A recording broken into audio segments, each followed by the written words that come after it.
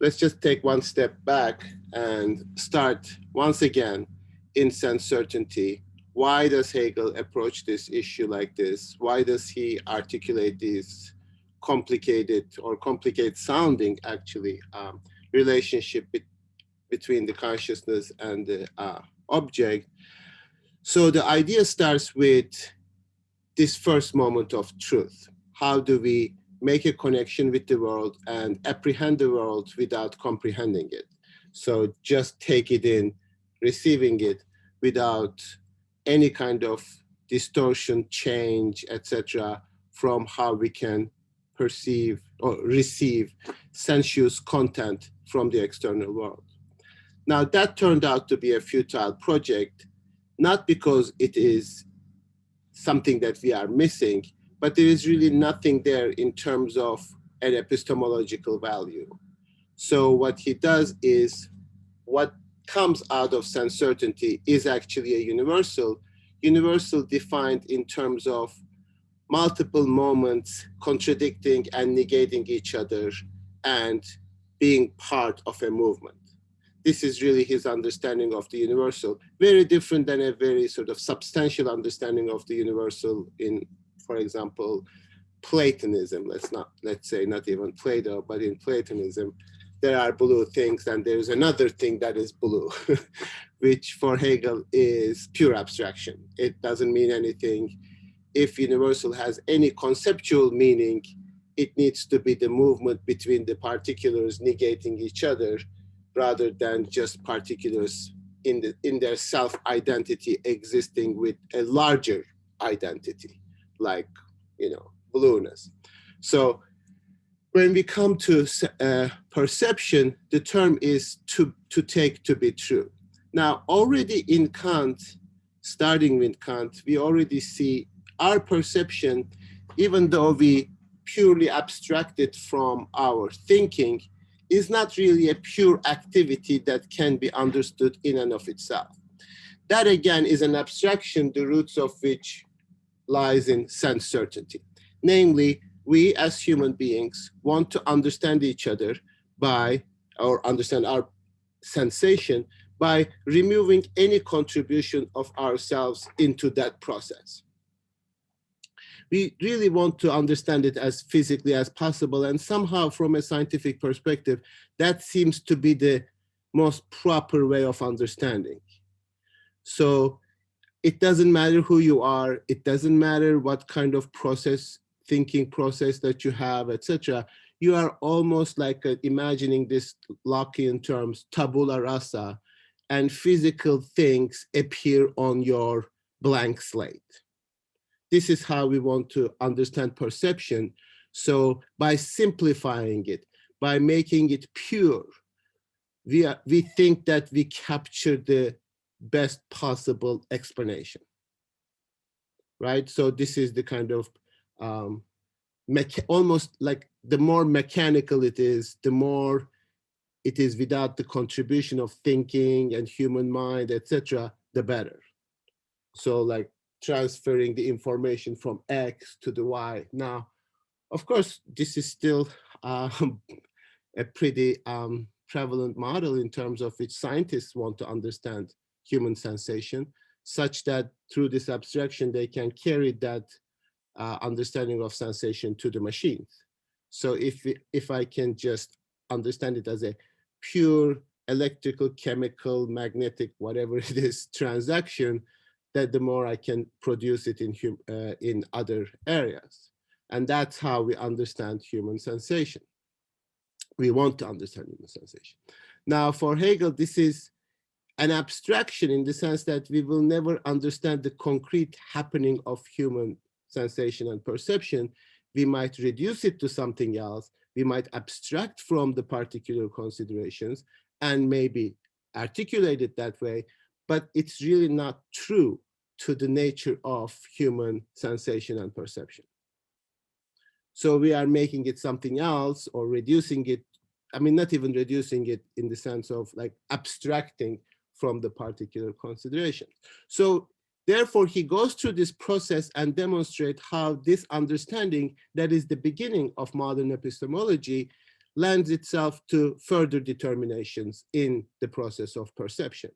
So from the sense certainty, we had the universal. When we move to perception, perception is this German word, Wahrnehmung, take the universal to be true. So here, there is already a hint of a minimal intervention of human thinking, human consciousness in the way of thinking, not just receiving. So Wahrnehmung is an active process. Perception is an active process, as opposed to sensation, which already is abstracted into a merely mechanical process. Now, I use the term mechanical a little bit sort of more like physical, like as if there is something in your perceptual content that you receive an image or impression, as Locke and British empiricist tradition puts it, like something impresses something upon you, like something is impressed upon your sensuous mechanism. But when we come to perception, there's already this notion that we learn from Kant that these human capacities don't happen independently of each other. There is always a intermingling of different human capacities. So in perception, we already have a certain element of thinking, and that is important. Why is that important? Because when perception is aware of the fact that it is taking something to be true, which happens to be its name, Wahrnehmung, then perception can actually correct itself.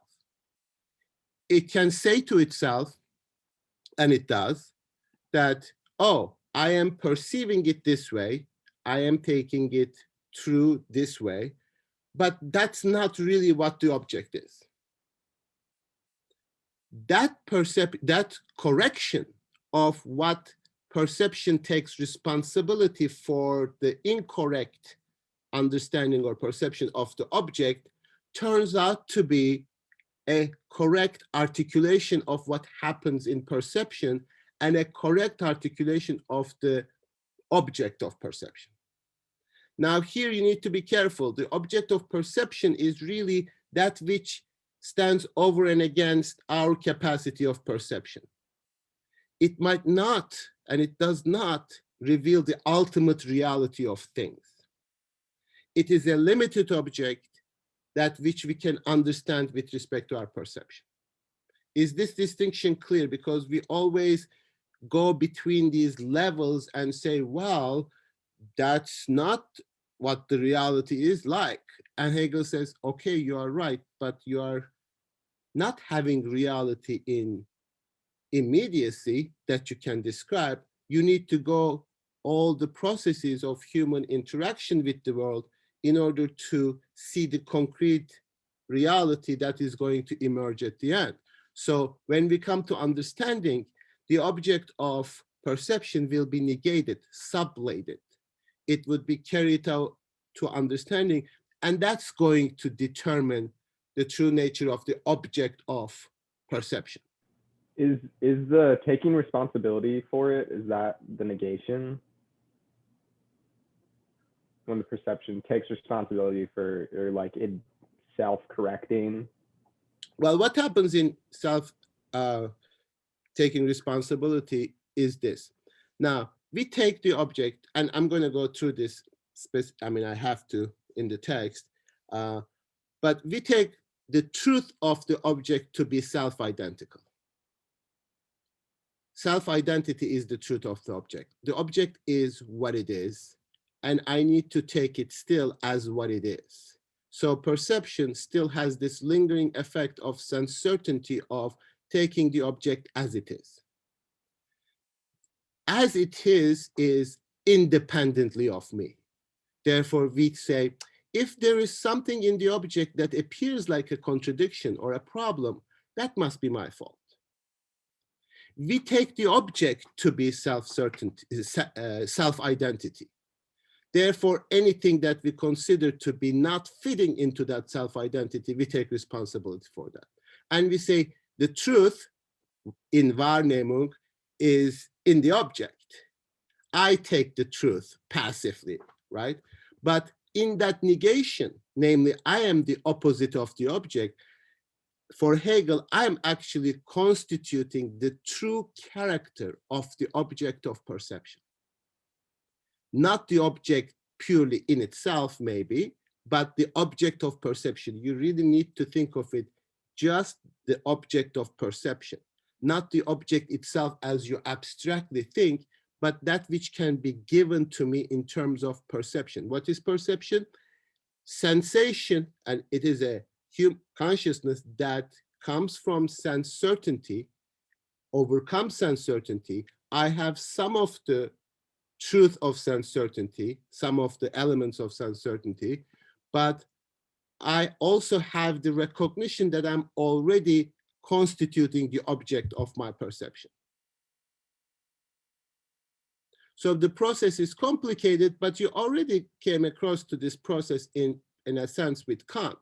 He is going to talk about the unity, and the unity of the object, oneness of the many properties, for example, is a unity of multiplicity, is something that the subject is going to take responsibility for. But unlike Kant, or before Kant, let's say, since I attribute that unity to the object, I say, oh, I should not take risk. I mean, if I provide the unity, that must be wrong. But I provide the unity, the consciousness provides the unity, and that constitutes the true nature of the object of perception. Not the object as such in itself, etc., but the unity of the object of perception is provided by consciousness.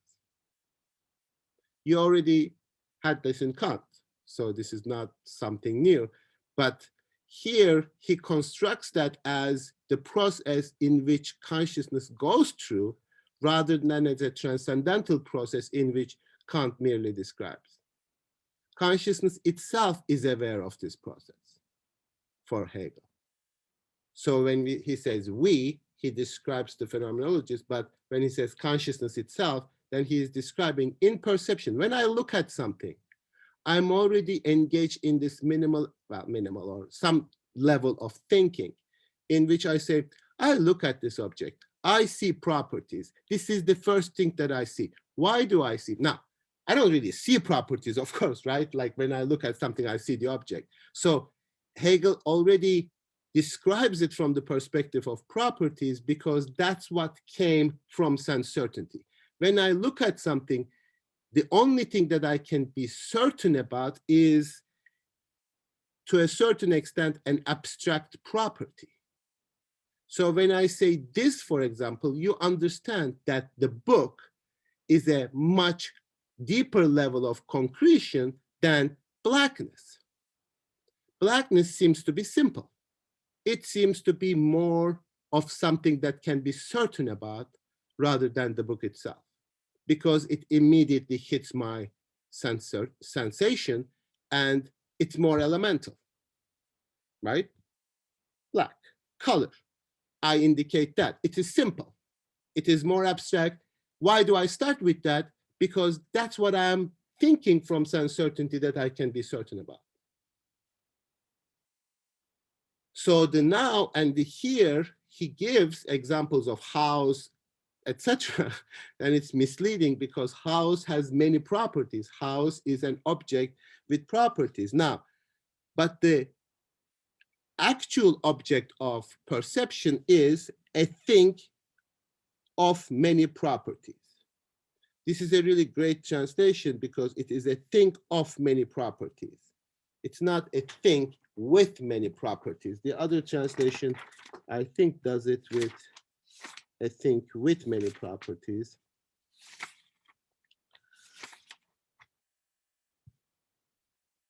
This is on 112. Yeah. Now, a thing with many properties, you have to understand this. This is the togetherness of properties. That's one, right? So in traditional epistemology or traditional philosophy, this is like it is hypothesized as like a substance, right? But with Kant, in Kant's insight that substance is not a thing, but it is that which refers to the unity of property. If you think of something in front of you abstractly in terms of unity of properties, you have already a conceptual analysis in the sense of bringing different presentations together from Kant, right? So I look at a book, I do not construct it consciously in my mind like that, but when I perceive a book, I perceive multiple properties unified as one. Now you'll say, well, doesn't that make it complicated? Why are you thinking it like that? Why can't you just simply call it a book? But then you are confronted with the contradictions of the perception, because I see a book, which means I already should have a concept of the book. But if you don't name the object, whenever you see something, a piece of salt, piece of chalk, etc., you see a multiple properties unified in together.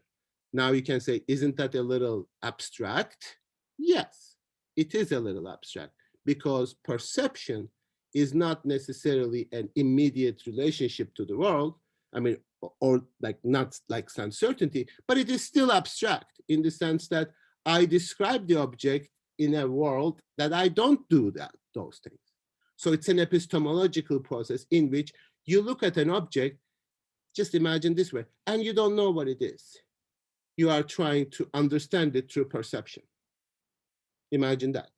So what you see is like, oh, you come across something in nature and you sort of, I mean, you should never taste it right away, of course, that's dangerous, but like, it smells like this, it has this color, it has these properties, etc. So those are properties. And then in the history of philosophy, there's always this kind of hypothesization of, oh, there is a substance behind it. Locke called it something like, I know not what. Like, but for Kant, that is simply a unity. Those properties exist. So a thing of many properties, you shouldn't think a thing and then a lot of properties, because the unity of those properties make the thing. Does that make sense? So don't think a separate thing. Now, what happens is that this is the trap that history of philosophy falls, sometimes certain people in the history of philosophy, that you kind of think that there is something else behind these properties. Something else. And that thing is simply a unity. Now, of course, as soon as you are confronted with this for Kant, for Hegel, there is this issue. There are many properties. Let's start the description with that, and that will be the process. Now, what happens is a little confusing when you read perception, is that because starting with 111, 112, he describes this process. In 112, he says, this object is now to be more precisely determined. What object? The object of perception. Now, that object is immediately, he says, a thing with many properties. And on page 113, section 113, 114, and 115, he describes the history of the object in perception. But he does it from the perspective of the object. Then on 116, he comes back to the same process and defines it or describes it from the perspective of consciousness. Everything that happened between 112 and 115 is already done. In 116, you go back to the process and says, how does consciousness contribute to the movement of the object? Then you describe the same process again, this time properly, more concretely, in terms of the object's relationship to consciousness. Therefore, it gets confusing because 116, 117, 118, 119, 120 is describing the same process that happened from 112 to 116. Now, we are just going to talk about that process. what happens? First, the object manifests itself as one with many properties. Now, within that oneness, there is properties. You look at it and say, it is white, it is also cubical, it is also tart. All these properties somehow coexist. But then there is a unity of them. If they were merely universal properties existing as a unity, what would have happened if they were simply also, etc.? What would have happened? Can you rephrase that? If the object of perception was simply universal properties coexisting with each other, right? Also, it is also white, also, and it permeates the entire object. As I said last time, you cannot indicate where it is white, where it is cubical, where it is tart, etc. It is in that unity. And he says these universals, in the first instance, exist in the object, permeating through the object as indifferent to each other. Now, of course, they relate themselves to themselves, like because whiteness is a universal, right? Particular whites negating each other, just like the now, the object of sense certainty. So these universals existing in the object, what would have happened if they were merely universals coexisting in terms of a medium, as he calls it, the also. Also is the medium, namely, it is also white, it is also cubical, it is also tart, where all these descriptions are universal. Any ideas about that? Yeah, Esther. We wouldn't be able to distinguish objects at all. It would be just like a blur of a bunch of universal things. Yes, this is Quaker clap. So exactly. So if they were all universal properties, then the object would not have that oneness. So for that to have oneness, it must have the exclusionary aspect of it. It is one and not the other. Now, something really interesting is happening here. And this is, I'm going to explain in a sort of a little bit more general way. So when we talk about identities in human categories, the fact that they are constituted through the other appears to be more acceptable to us. It appears to be more sensible, more understandable. Sure, I'm white because I'm not black, I'm this and I'm not that, all these kinds of adverse categories in terms of which we understand identity. But here, what happens with Hegel is that the identity of an object of perception is only possible through the difference, opposition, and the negation of the other. You really need to think that in a more basic, elemental, perceptual level. The identity of the object, even though it seems to be self-identical there in and of itself, only relating to itself, is really a function of its relationship to other objects. So identity as a function of difference and opposition is actually the fundamental constitution of the world as object of perception. So this object itself, yes, through its mediation with consciousness, correct, but in itself is what it is because it is for another. So identity is not empty self-sameness. Identity necessarily requires opposition. I was thinking, giving this example in ancient Greek philosophy yesterday, I don't know whether it will help or confuse you, but equality, for example, like 2 + 2 is equal to 4, is already a function of difference. 2 + 2 is not the same as 4, because when you look at 2 + 2, it's not 4. 4 is 4, maybe even for Hegel that will be problematic, but 2 + 2 is equal 4 is already a function of difference. So when I'm saying I am me, that already requires a kind of not me for me to be me. And this is sort of in Christianity expressed as God saying that I am I. It's like, what are you talking about? This is what God is trying to do, to be what it is independently of the other, which doesn't happen because God is only God in relation to human beings. But anyway, so this idea that so when he says the truth of perception tries to be self-identity, even if it is self-identity of the object, namely the object is always what it is. The object is always what it is through the other. Does that make sense? This is the crucial jump, switch, kind of light that has to happen in your mind to understand this. Because when he describes like, oh, I take responsibility with the oneness, because the object is many, but the object is also one. Now I take responsibility for the one, namely unity. I took responsibility for the many when he comes to 116 and starts describing this process. Many properties existing as one. How can many properties exist as one? It's a contradiction.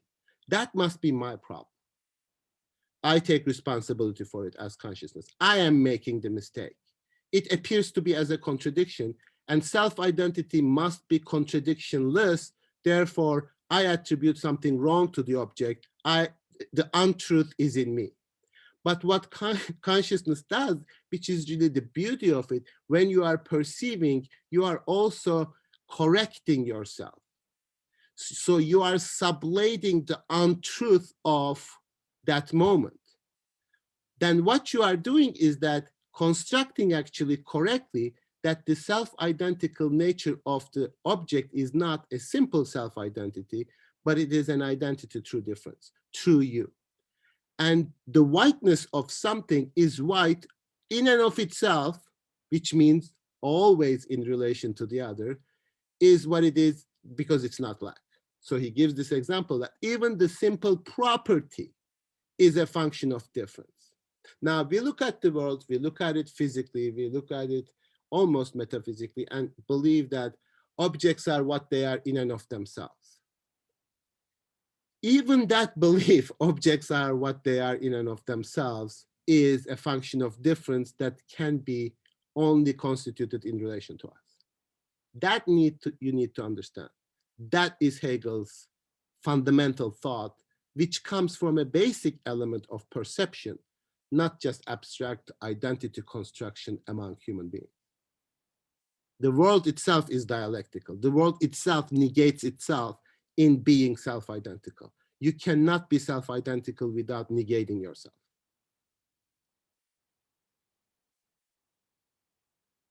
Yes. Then can this idea of dialectical can it also have its own corresponding opposite, like negation, something that can stand against Hegelian dialectical? I mean, logically this should make sense because everything is dialectical. Even Hegelian dialectical is dialectical. So does it also have its opposition? Did that make sense? I don't understand the question. Okay, so this whole discourse of dialectical, according to Hegel, it should also have its own, corresponding opposition, because everything is dialectical. Hegel doesn't say everything is dialectical. Okay, that's a level of abstraction and a kind of reduction. I mean, the object of perception, to the extent that we relate to the world, constructs itself in a dialectical way, period. So Hegel never talks about pure negativity. Hegel always talks about dialectic in a context, in a determinate negation. So the object of perception, one with many, that it is constructed dialectically. And by dialectically really means like mediation in relation to the other. And this relation is constructed as object because consciousness wants to create the object as opposed to itself, precisely because consciousness is afraid of making mistakes and thinks the object is best understood in the way that it is most unlike itself, the opposite itself, objective, not my pure subject. So I should not add anything. See, that started happening even in certainty. I should not change anything in the object. I want it to be the opposite. I constructed this opposite. So now when we look at the world, we say, well, we should not think about it. We should not speculate about it. We should understand the world as it is. The world as it is can only mean one thing, and that is the world as it is the opposite of us, unlike us.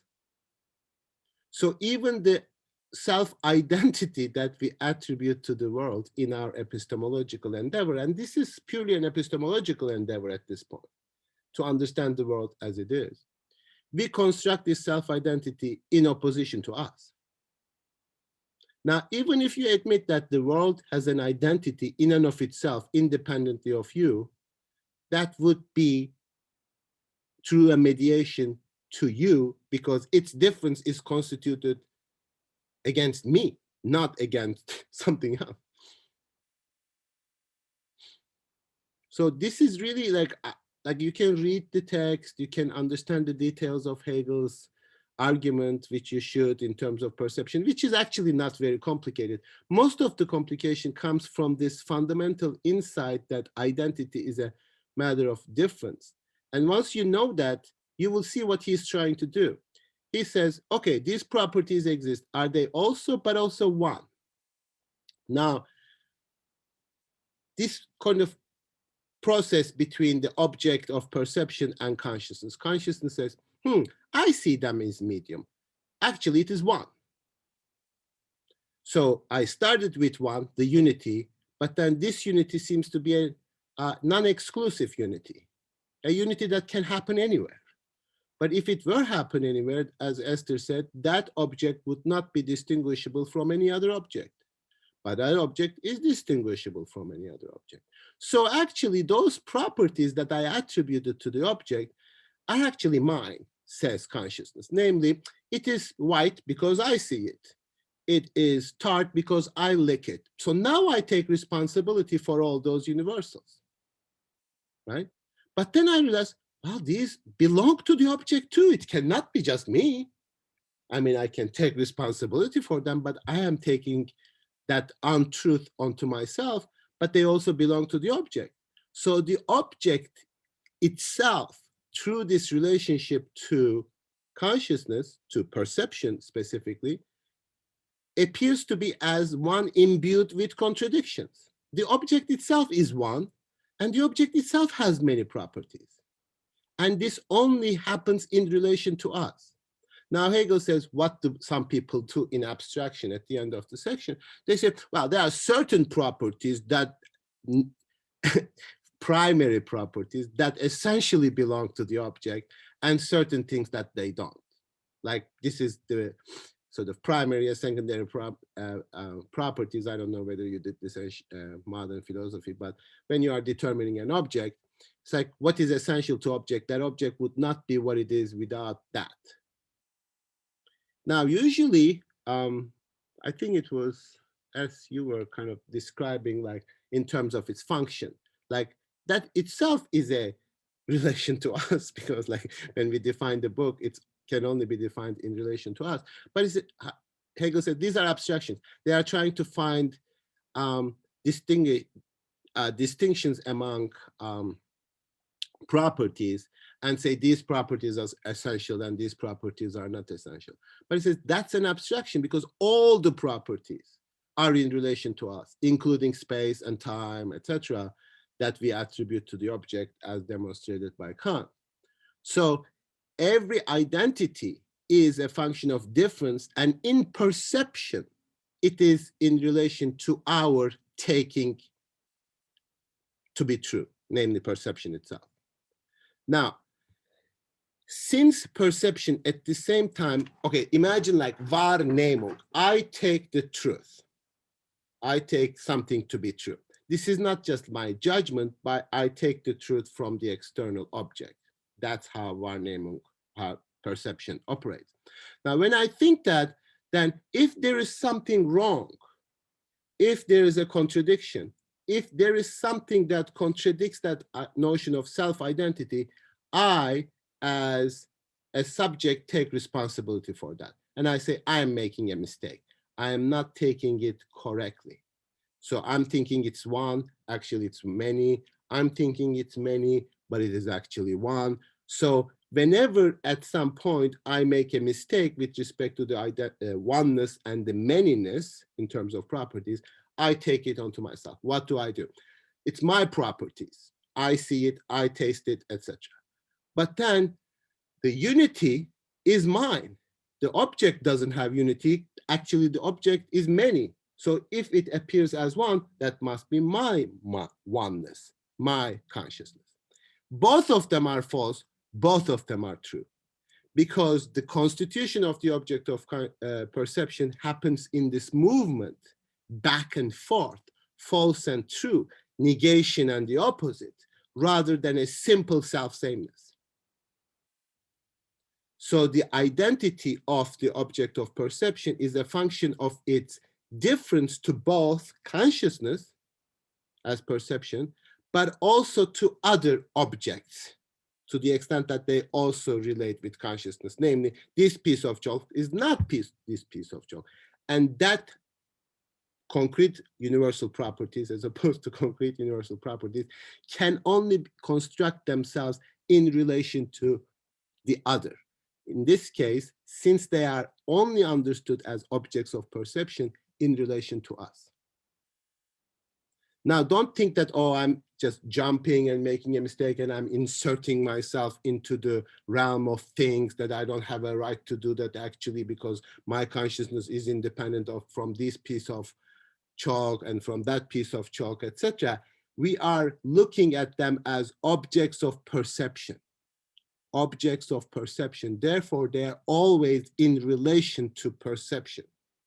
And thereby, we constitute their Wahrheit, like their truth, in relation to each other. But that truth is specific. That truth is not an absolute truth. So don't make this mistake. So all nature, as we understand in this abstract way, is that. There is nothing conceptually abstract anymore. Every time that we make an assertion, we make it at some level of conceptual analysis, because this is the development of the concept. So he never reveals the world as, oh, this is the world, right? Or nature or things. And they're always in relation to consciousness. So objects of perception constituted, because this piece of chalk is, as an object of perception, is different than this piece of chalk. I need to understand their identity as a function of their difference. This is what it is because it's not this. This is in itself what it is because it is not that. And there is a relation between them that can only be mediated through perception. I hope I'm not sounding like a crazy preacher, but it makes sense.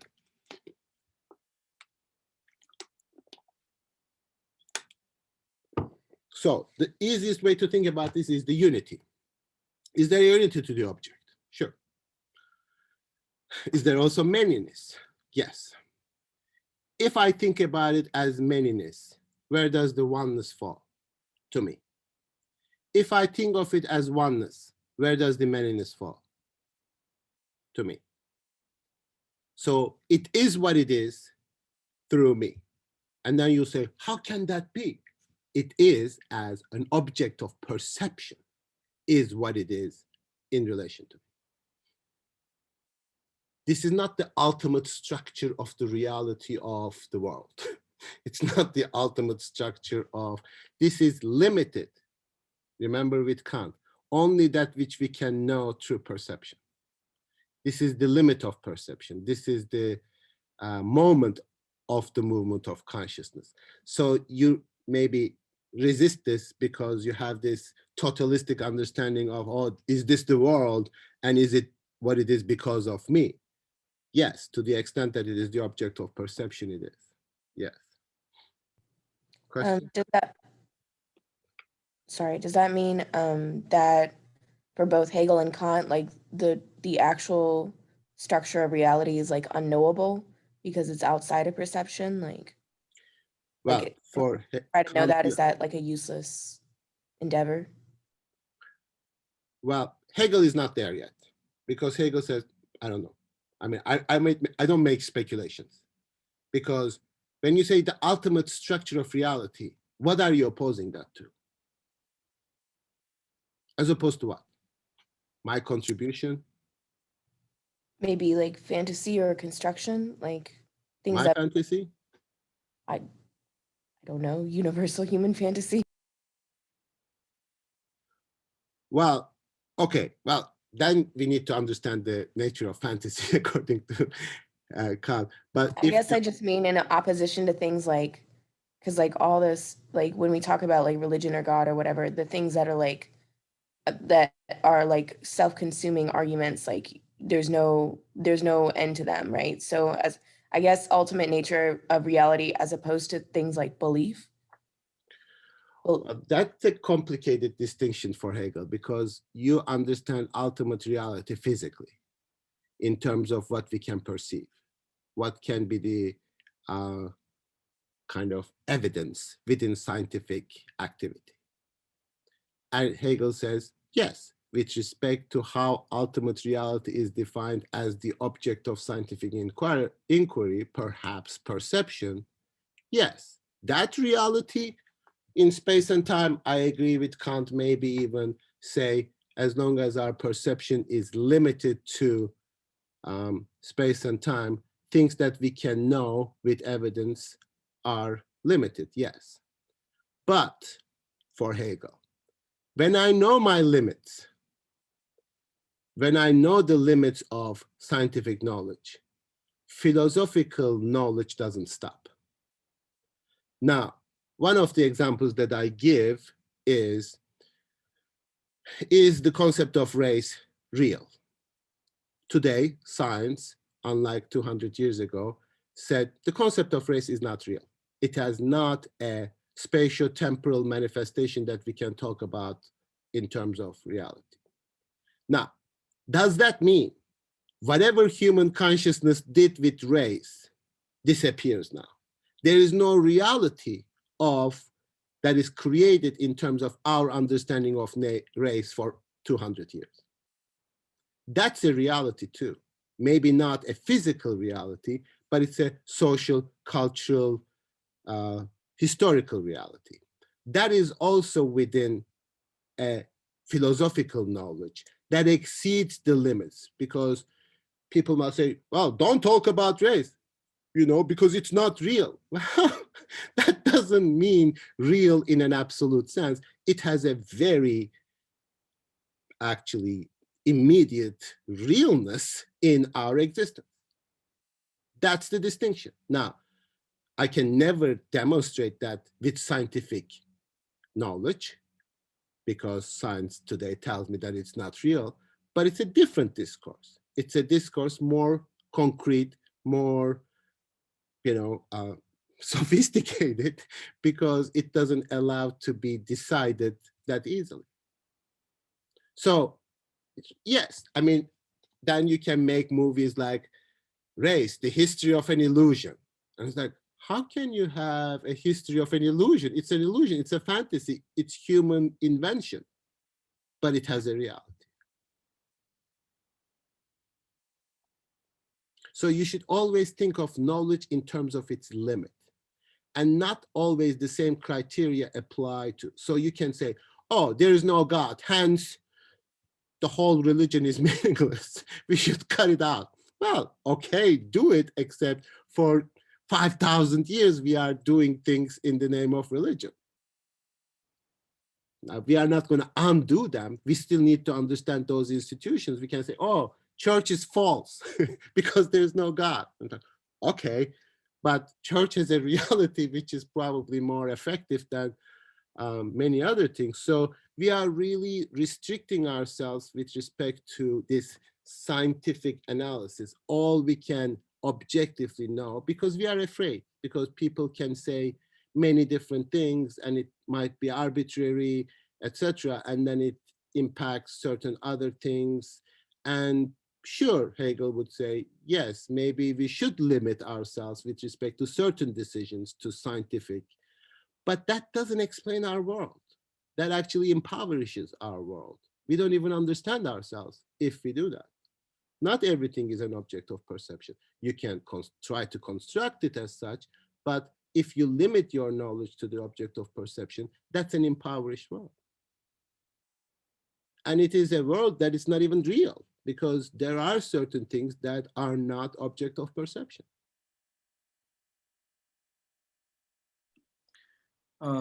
So when it comes to race, To what? When it comes to race, we can say that it's out of the dialectic, right?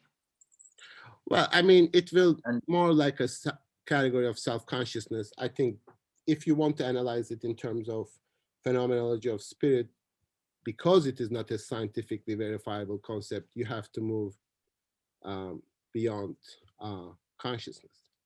You have to come into self-consciousness. no, because what I was thinking is, like, if that's the case, like, okay, if we say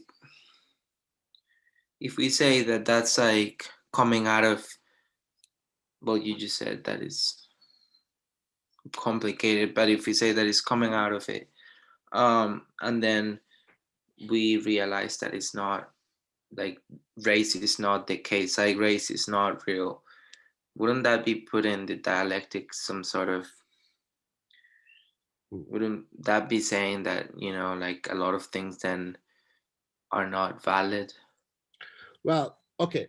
Now, if race was even a scientifically accepted category, like that which can be observed consistently through what science considers to be perception or observation, we still can think about it as a self-identity in and of itself. You are essentially this, you are essentially that. For Hegel, even in the level of perception, it can never be what it is without its relationship to the other. Race cannot just be a physical property of things, because even physical properties of things are relations. So if we understand race as self-identity, like it is something that, you know, like the object of perception, when consciousness first thinks from this notion that comes from sense certainty, I just want to learn it as what it is, independently of any relationship. I just want to know what race is as an object in itself. Hegel would say even that is already a relationship, even as an object of perception, even as an object of biological research, it is a relationship through the other. So you can never construct it in and of itself. But if science says, no, that's not even a sort of object of perception consistently, even if it is a category of human beings define themselves falsely, I think that that's already very clear that it is an oppositional category, that I can ascertain my individual identity that only belongs to me in terms of that race, only in relation to the other. Otherwise, it doesn't make any sense. And Hegel says both scientifically, perceptually, but also conceptually, it is always what it is through the other, because of the other, in relation to the other. Nothing can be what it is without the other.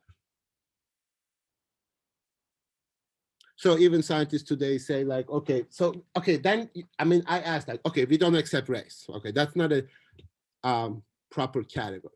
Why are we still doing DNA testing? Why are we still trying to figure out whether we are 16% Italian, 17% Irish, 93% this, or why are we doing this? Is that not race? Is that a different operational understanding of race? Well, of course, you know, there is not 24, but like now we reduced it to percentages. more precise. I am 22% this or 26% that.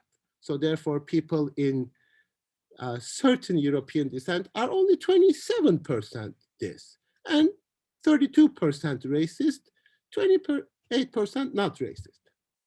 This is really how we are talking now, as if this is still a kind of substantial category. Do we not? I mean, and I actually, I'm going to teach a course on race next semester. That's why I'm sort of thinking about this in Hegel. I don't know which Hegel I can possibly use. But one of the most amazing dialectical immediate observation is that I would argue in 2020 in the United States, the expression, I am not a racist, is dialectically exactly the same as I'm racist. Because if somebody says, I'm not a racist, what do you hear? You hear that they're racist, because nobody would say that. And that is very amusing to me. Like, you know, people nowadays have to express that very openly, like, I'm not a racist, which you kind of look at like, no, you are. Because the need to say it is only the function of being one. I think that's the most beautiful dialectical for me, but it's a little simplistic, of course. Yeah, Farid, I was thinking that, well, it just happened here right now. That only happens in Europe though. Like, it's not like I go here and I go and like do my DNA and then it happens to be like, okay, I'm 20% Salvadorian, 18% Mexican. That doesn't exist here. Well, maybe not an explicit discourse, sure. I mean, yes, it is cultural, I agree, yeah. Because people, when they do this here, they go like, okay, I'm 30% German, and then 40% French, and then the rest I'm Italian. It's not like you're gonna say like I'm 10% Samoan or something or some. Well, I think, okay, if I understand this correctly, like whenever they get DNA, they're also sort of, because I mean, DNA doesn't show up as like Italian, like there's a flag of Italy. So, oh, this is how you are Italian. You share physical characteristics of people from a different region. And that region is now happens to be Italian. So whenever we are really doing this, we are doing it more geographically, if I understand it correctly, rather than more, I mean, that identity is always complicated, because when you say German, it really means that I share characteristics that are similar to people who are German, who live in Germany in that area. And that is, again, a sort of operationalization, a kind of articulation of what identity is. But the important point here is, for Hegel, for our purposes, is to remember these are never substantial. You are never an object that you can describe as a thing in itself. Even an object with properties is not an object that you can describe in and of itself. Therefore, when we come to the relationship among human beings, the question of dialectic appears to be much easier to understand for us. When I say I'm a Turk because I'm not an American, you go like, sure, that sounds like more kind of acceptable. But if I say this book is black because it's not white, then you go like, wait a second, the object has an identity in and of itself, and it must be independent of the whiteness. So that's how you start thinking about objects differently than human beings. But for Hegel, even the object, now, what do you mean by object? Object of perception cannot be constituted as such. If at some level, objects have an independence from each other, that's not an object of perception. We cannot understand objects independently of each other qua objects of perception. Perception, Wahrnehmung, as a human process necessarily requires that difference. Does this make sense? Because in my perception, I have a diversity. I mean, in my perception, I do see whiteness and blackness, or white and black. These are objects of my perception. And I also see one thing, a unity.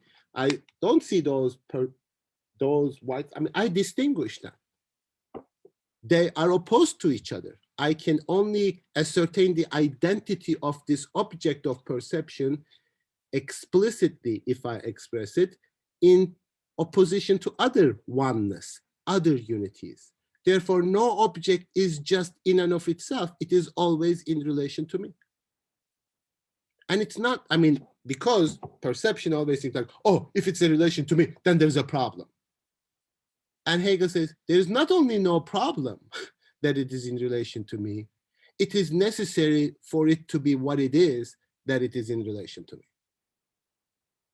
So Hegel is really asking you to be honest, like, I don't know where you grew up, etc., but having thought about the world in a certain way for decades, he is asking you to think of it differently. And it's very hard because it's not our common sense always to think like that.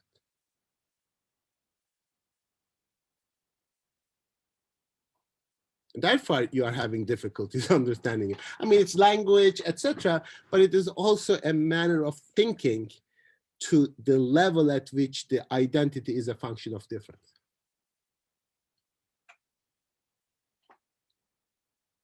How can it be that the perceptual objects have contradictions in themselves? It's like, yeah, that's how you distinguish them.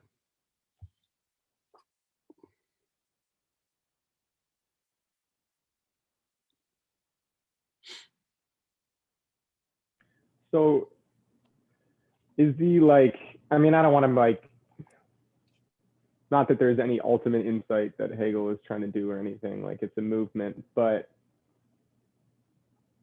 seems like there's like holding these two things that we normally see as paradoxical or contradictory, of like difference and unity, and they're having some, I guess I can't say unity because that puts them in one of them, but like movement together in some connected way. Mediation. Mediation. Okay, that's okay. It is what it is through the other. And so that's mediation in general, like in perception, let's say. In perception, it is what it is through the other. Because now in sense certainty, there is a immediate universality. Now, like in perception, it's mediated. It's already recognized as being constituted through the eye. But perception does this. Okay, this universal in previous stage of consciousness might be constructed in relation to I, but now the act of perceiving recognizes that, but I still see the whiteness of the object. I still want that to be immediately receivable. I still want to apprehend it. Therefore, I attribute it to the object. The truth is there. That's the universal. It's in the object. Then you say, oh, by having thought it as one, I made a mistake. I should have thought of it as community. But as a community, it would not have had specificity.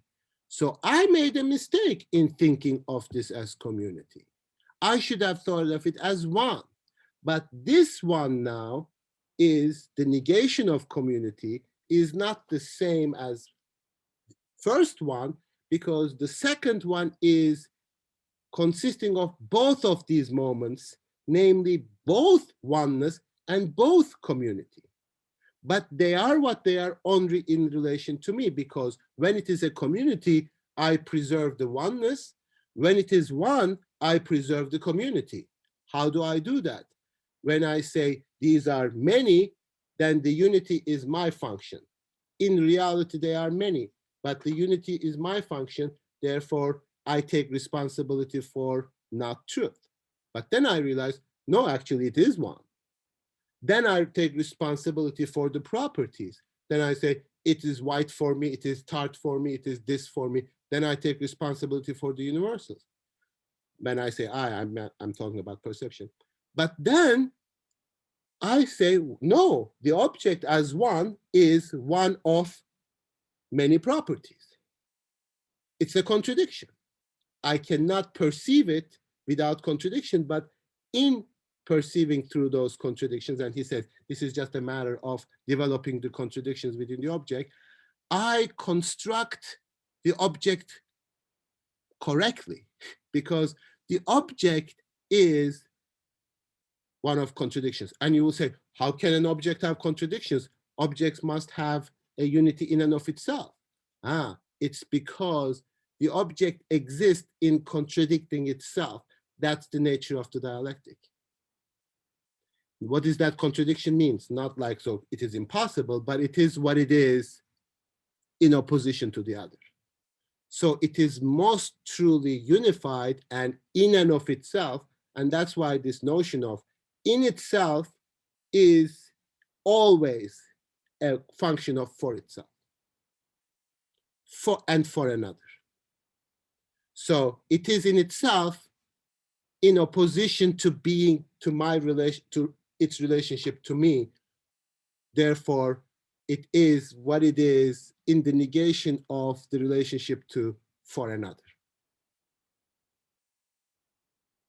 So Hegel always thinks the sort of relationship as the prior, even in the relationless construction of the object as in itself. And this was the issue with this uncertainty, pure presence. That immediacy is now cropping up in us trying to understand the object in and of itself. Like now, this here, I just received the object without distorting it, etc. But what I think to be a distortion is actually the correct construction of the object of perception. So consciousness is already active in perception. It says, I made a mistake. Well, let me correct that mistake. Actually, what I thought to be a mistake, which I corrected, sublated, is actually the correct construction of the object. Because the object is both one and many. It is oneness and has many properties. Therefore, it is also possible, and maybe science can tell us that we are seeing the world exactly wrong, like completely the way it is not.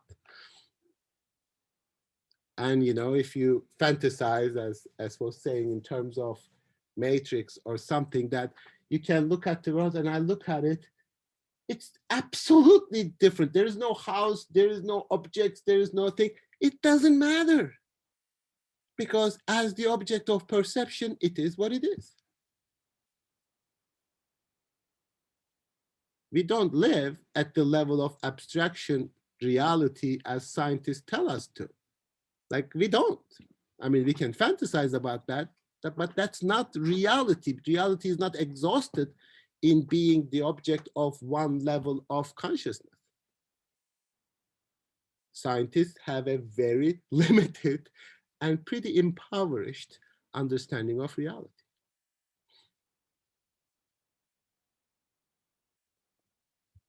And scientists I mean those who are limited to spatio-temporal perception. That's what I mean.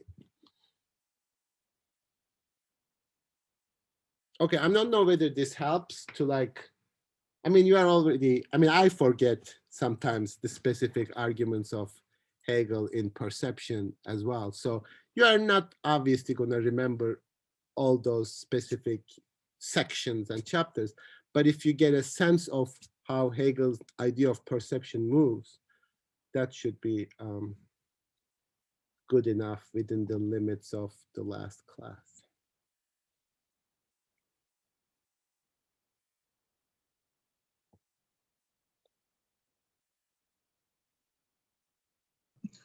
Can we take a break? Absolutely, we can take a break. Let's say 10, like 15 minutes. Okay. There is an object issued from sense certainty. Perception takes that object to be true, but that object is now mediated. It is not an immediate now and here, but it's a mediated universality. But it is still sensuous. It is sensuous in the sense that even though I necessarily think that's the object, it still has a sensuous presence. And that manifests itself for Hegel in the property Eigenschaft, its identities. Here, property kinds of misleading. It's almost like it is what it is necessarily, Eigenschaft, right? So then that Eigenschaft property doesn't manifest itself sort of haphazardly, like universals playing around and like flowing around. They manifest themselves in an object. That only means here, object only means unity. They are unified together in this spatio-temporal presence. That's all you need to think about. That's the object of many properties. In the other translation, it says with many properties. That gives this wrong impression. Think of many properties. A thing here is not a substantial thing, but a unity. That's the only thing we can say. Now, he describes this in the next 3 sections of how this is a medium, right, where universal properties exist. This medium, like also. Something is also white, also cubical, also this. But it is also an exclusionary unity. And once we come to the contribution of consciousness, he will formulate it as it's a unity insofar it is white, one, it is not cubical. Insofar as it is this, it is not that in terms of those properties. Now, properties exist in the object by both being simply together, but as being one, not just an abstract universal, but particular determinate property of this object, they also exist exclusionary. That's one of them. Now, this is consistent with the idea of universality that he already described in the context of sense certainty. It exists by negating the other particulars. It is so a universal manifests itself in the object as a particular property, a particular universal. That a particular universal is a contradiction. It is a conceptually problematic concept. Therefore, he wants to be able to say both. He wants to say, yes, they are universals and they are particulars. How do I do that? How can I construct the object of perception like that? When he goes to 116, okay, so let's just look at certain aspects of the text and see that. So when he says the object, right, the object of perception is now universal, right? But that has a unity. That object, universals don't manifest themselves as such, but in one, right? A thing with many properties, that is the object of perception. That is still going to be the object of perception, but we are going to develop the contradictions of what are involved in an object with a thing with properties. This therefore posited as a not this. Now this is the oneness of the object. Now you need to think about this in a parallel way that we thought in sense certainty. In sense certainty, we say now, not now, not the same thing, a thing, this thing, not this thing, etc. That thing is also in itself a particular manifestation of a universal. But now we have to think of it in 2 levels, namely one as a unity, one thing, but also multiplicity, properties that emerge from sense certainty. So this twofoldness, he explicitly named this as twofoldness, and that's going to be the contradiction of the object. Now, object of perception. Now, this contradiction is not like a logical contradiction. It is not like how you understand contradiction in logic or something. It is a diversity in unity and unity in diversity. This is maybe one way of thinking about this, because as for Kant, conceptual is the unity of different presentations together. For the unity, you need difference. Without difference, you cannot have unity. You cannot have the unity of the unity. That doesn't make sense. The unity is always the unity of differences. Therefore, these properties will represent the differences, and oneness is now, to a certain extent, abstract here. Like, how do these properties exist in this particular concretion here in this object one? So the this is therefore posited as a not this. So its oneness is also not this. So he says that, but it doesn't make sense unless you say its oneness is already a negation of otherness. It being one is the negation of other oneness. That's why it becomes one. So it is a not this, or as sublated in the form of properties, right? As not nothing, but a determinate nothing. Not just empty nothing, but it is not that. It is one, but it's not that. And as nothing of a specific content, namely of to this. The sensuous is therefore is still present. I still see the sensuous things in an object, right? But not as it is supposed to be in immediate certainty, as it was in sense certainty, or as the singular that was meant, but instead as the universal, or as that which is determined to be a property. So property already has that quality that it carries and preserves from sense certainty. Property has that. The sublation exhibits its truly doubled meaning, something which we already seen in the negative. It is now negating and at the same time preserving. So this is no longer the this of sense certainty while preserving the truth of that this, which is the universal. But that universal now in perception has to show itself as a particular, not the particular of the sense certainty, but particular of perception, this property. So there are two things happening. So it has to also differentiate itself and become a determinate property, right? So, however, the symbol of self-equality, of equal universality is again distinguished. This is on page 69, paragraph 113. From this, its determination as its freestanding. It is the pure relating itself to itself. Now, all these properties relating to themselves from sense certainty as existing as a universal, but in this medium, or the medium in which these determinations permeate each other. Whiteness is there, cubicalness is there, tartness is there. It's all there in that medium, what I call one, right? Is that clear so far? Do I have mute on, or does it make sense? Okay.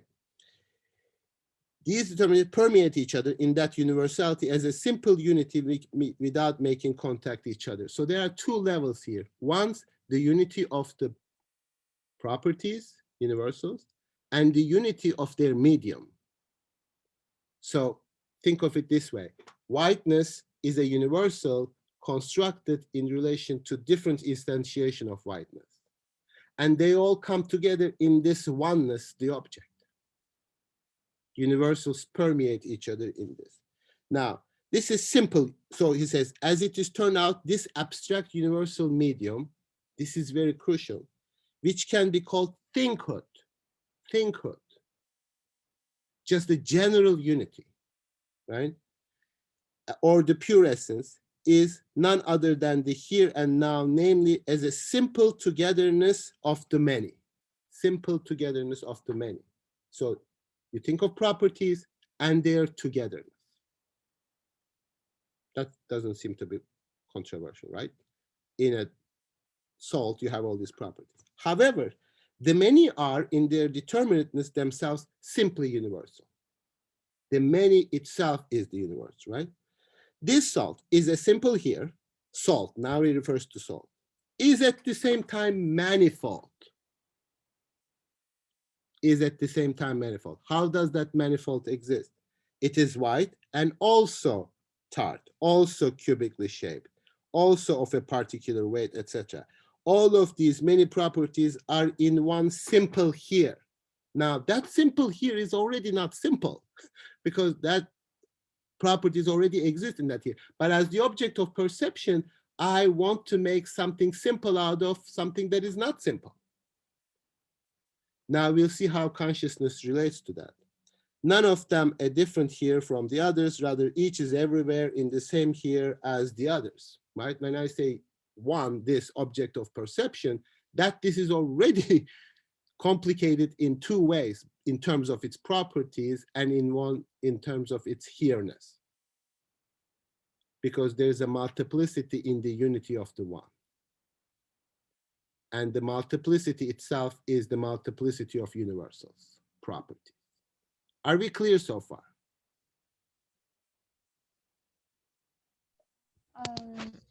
So is that just talking about an object like a pen and how like it has like different properties, but also an object of perception as like a here that's like have different like contents, like here as a pen or here as a book or here as a laptop?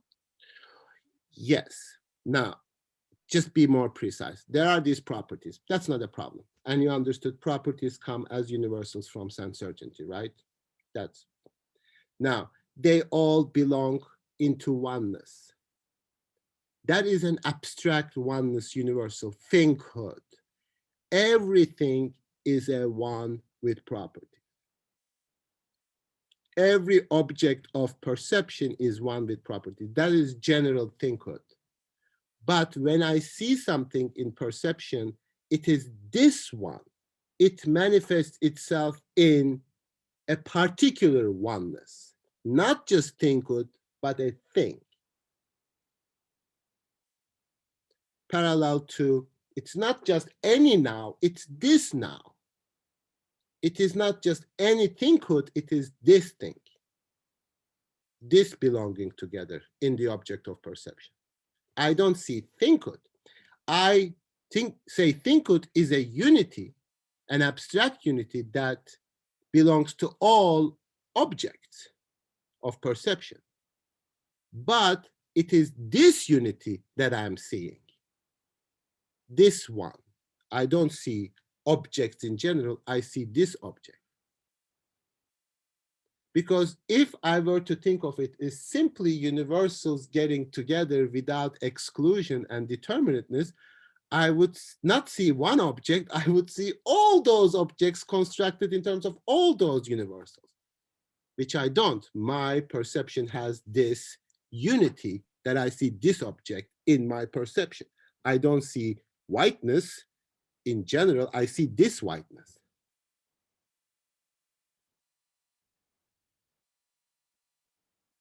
Now you say, why are you making it so complicated? And it's like, it is already complicated. Your perception is already complicated.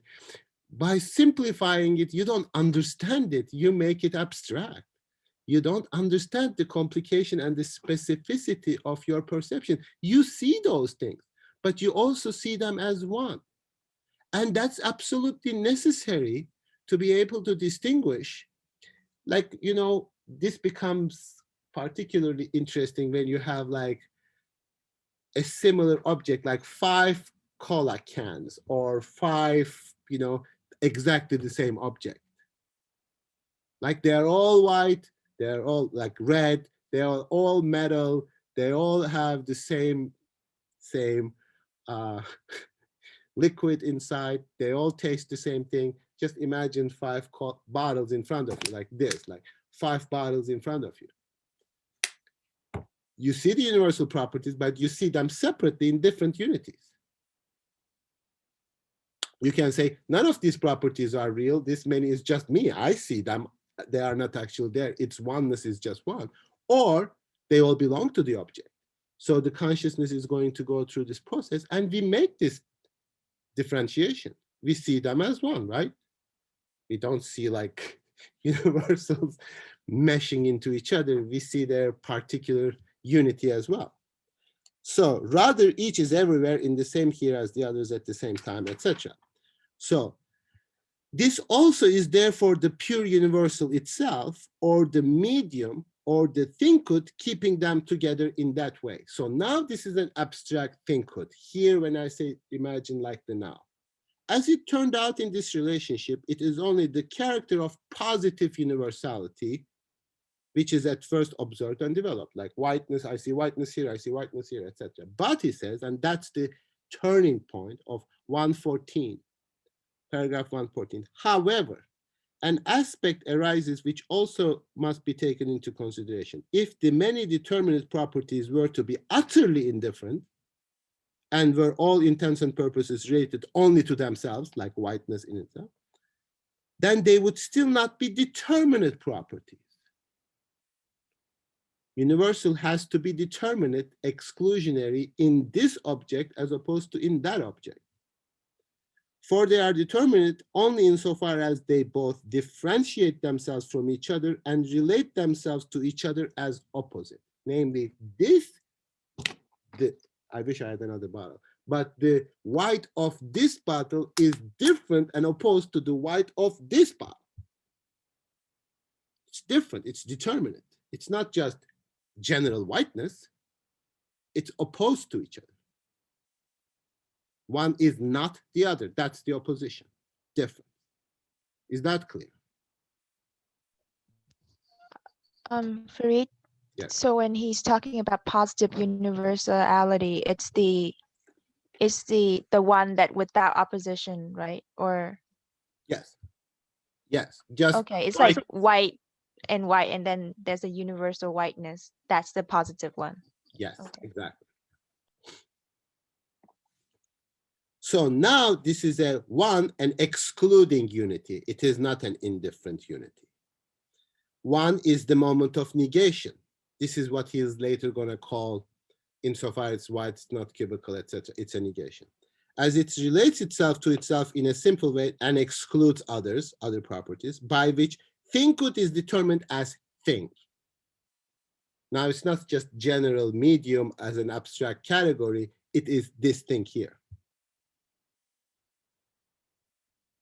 However, as one and as set free from this unity with its opposite, it is in and for itself. This is the thing. It is in and for itself by being opposed to the other things. I can only recognize the unity of this object in relation to another object, which I exclude and ascertain the unity of this object. I cannot ascertain the unity of object in and of itself exclusively, because that would be abstract. Because I would say it's white, it's blue, it's liquid, etc. That would be abstract. I can only do that unity, this thing here, as opposed to the other thing. That seems to be almost common sense, straightforward.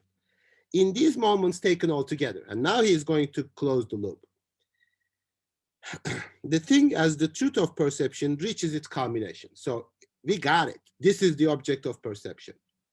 Now we analyze this without the contribution of consciousness, but we came to the end of the object of perception. A, indifference, passive universality also, right? Of many properties or matters. Likewise, the negation as simple one, right? So it's not just universal, but the determinant, excluding the opposed properties. And gamma, C, the many properties themselves, the relation of the two first moments. So it's both.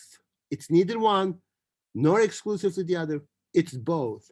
One with properties is both also, but also insofar as. It is also, but also not the other. So neither one is true, nor the other one is true. The movement of, so the object of perception will emerge in a different way as a thing with properties. A thing with properties, not abstract properties, particular properties, which exist in negating each other. And the object itself negates other objects of perception. So just simply like the unity of universals, which suggests a contradiction. I'll say, describe the unity of this bottle. You say it's white, it's cylindrical, and look at this one. It is white, it is cylindrical, it is exactly the same properties. And you say, but this is different than this one. How? Because the whiteness of this, while it's universal, excludes the whiteness of the other. I mean, even describing our perception is kind of bizarre. Like, you know, like when you think about this with Hegel, and if you analyze your perception, it's like, what am I seeing? Am I seeing white? Is that white opposed to that white? Should I not think about it? Should I just not just live my life without thinking of this perception? Sure, you can do that, except you need to distinguish this bottle from the other bottle, and you do it. And make sure that this bottle has particular exclusionary properties because one of them might have a poison. Yes. Farid, I wanted to go back to something on 114. Okay. Just right before, like, why does he, like, I'm still not really clear on the distinction between, like, negation as determinateness versus negation as one at the end of paragraph 114. Why is that? I'm not, like, I'm not really clear on what the distinction is or what purpose it's serving. Like he thought, like, so as determinateness, negation isn't the property which is immediately at one with the immediacy of being, in which there is a unity of negation as universality. However, as one and as set free from this unity with its opposite, it is in and for itself. I guess I'm not clear with the negation and determinateness part. Well, determinate is to be this and not the other. This white, not this white. This, not the other. That's the determination. What is the determinateness of this property or this one is not to be the other. That's determinate. It is the negation, right? But as these properties negate to each other, their unity negate another unity. So this is the problem. This object becomes this one by this white not being the other white, while they are both universal. And when I say this is white, and I should bring another one, but that this is also white, and you say you didn't make a distinction, you said this is white and this is also white. What is the distinction between this over that? Well, this white is not that white. Hence, this one is not the other one.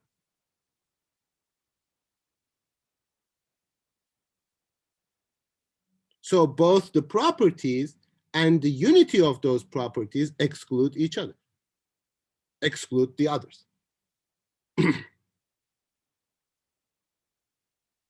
Does that make sense? Or I can go back to that. The object of perception. I have properties. And, you know, or you could say, well, I mean, I make it easier, I think, thinking exactly the same appearing objects, like a bottle. It's sort of manufactured. It has exactly the same thing. Now, I could say, I cannot distinguish them other than their properties being an exclusionary property. Because when I purely describe them as the object of perception, I would be describing the same thing.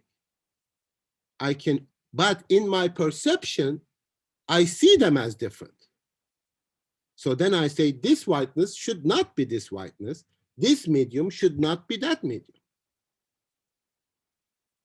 And what distinguishes this medium in its particularity, I want to, again, some sort of remnants of sense certainty, I want to say, bottle, this bottle. I just want to point it out to it, right? The way I said to this. But there I'm also talking about the universal. I'm also talking about the differentiation. They're also talking about a contradiction between separate years. I mean, is that place? Is that like particular configuration of properties? What is the oneness of this object of property as opposed to that object of property? And it is not constructed in and of itself in a self-relation. It is constructed by definition in opposition to the others, so that I can ascertain the identity or the uniqueness of one. So it's similar to the to the same gesture in sense certainty. I want to say one, yet I like capture this oneness of the now, but I can only do it in relation to the other nows. Hence, it's a universal. So thinkhood, think. Unity, disunity. Does that make sense? Yeah, I think I get that part. I guess I just don't get why, like what he means by saying like the negation is set free from unity with its opposite and is in and for itself. Or I'm not sure because. Oh, okay, I can look at that specific. Yeah, what the that. phrasing is just it might be the issue. Like I get like the broad point there, but just like I see. yeah.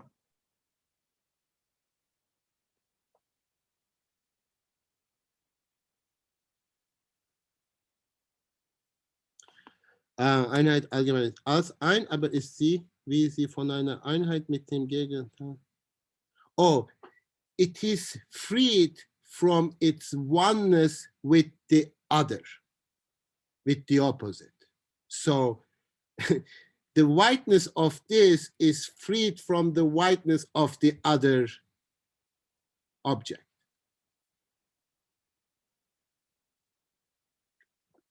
Set free, you can really need to think of it in the same way as differentiated, set apart, not set free.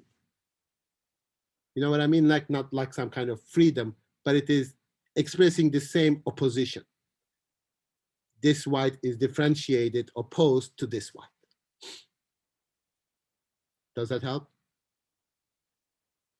Okay. So now there are these three moments. One, indifferent passive universality, the negation as simple or the one, and the many properties together in one. So you say, well, what happened? What happened is that we assimilated a contradiction within the movement. Yes, the object of perception is what appears to be a contradiction. One and many. And the contradiction is defined as contradiction only because we are looking for a self-identity in the object. We want it to be one thing and one thing only, just like now, immediately. But the reality, the truth of the object of perception is to be both, is this movement. And in the same way, the object of perception is going to be the movement from oneness to many, from many to one. Now, this becomes clearer in his mind. Now he says on page 71, I'm using the second translation, but doesn't matter, section 116. Now, this is the way that the think of perception is constituted. And consciousness is determined as perceiving consciousness insofar as think is its object. It only has to take the object and to conduct itself as pure apprehension. Again, went back to the same gesture in sense certainty, like I just want to perceive it as it is without constructing it, right? And that thereby emerges for it the truth. If in this taking it itself were to do something, to do anything, if you do anything, it would alter the truth by adding or omitting something. This is the gesture of epistemology. I just want to take in, I don't want to omit or add anything. while the object is the true and the universal, like unto itself, and while consciousness to itself is what is alterable and inessential, it can happen to consciousness that it apprehends the object incorrectly and deludes itself. This is Täuschung, like Enttäuschung, like I think in the other one it is like makes a mistake. I don't know whether it translates as deludes, but deceives, deception. So they translated consciousness, deception, and this one, illusion. I like deception better. I deceive myself. Yes, Esther, do you have a question? So, deludes itself. The one who is perceiving is aware of the possibility of delusion, deception. For in universality, which is the principle, otherness is immediately for him as the nothingness, as that which is sublated. Now, his criterion, this is the criterion of perception, of truth is thus self-equality.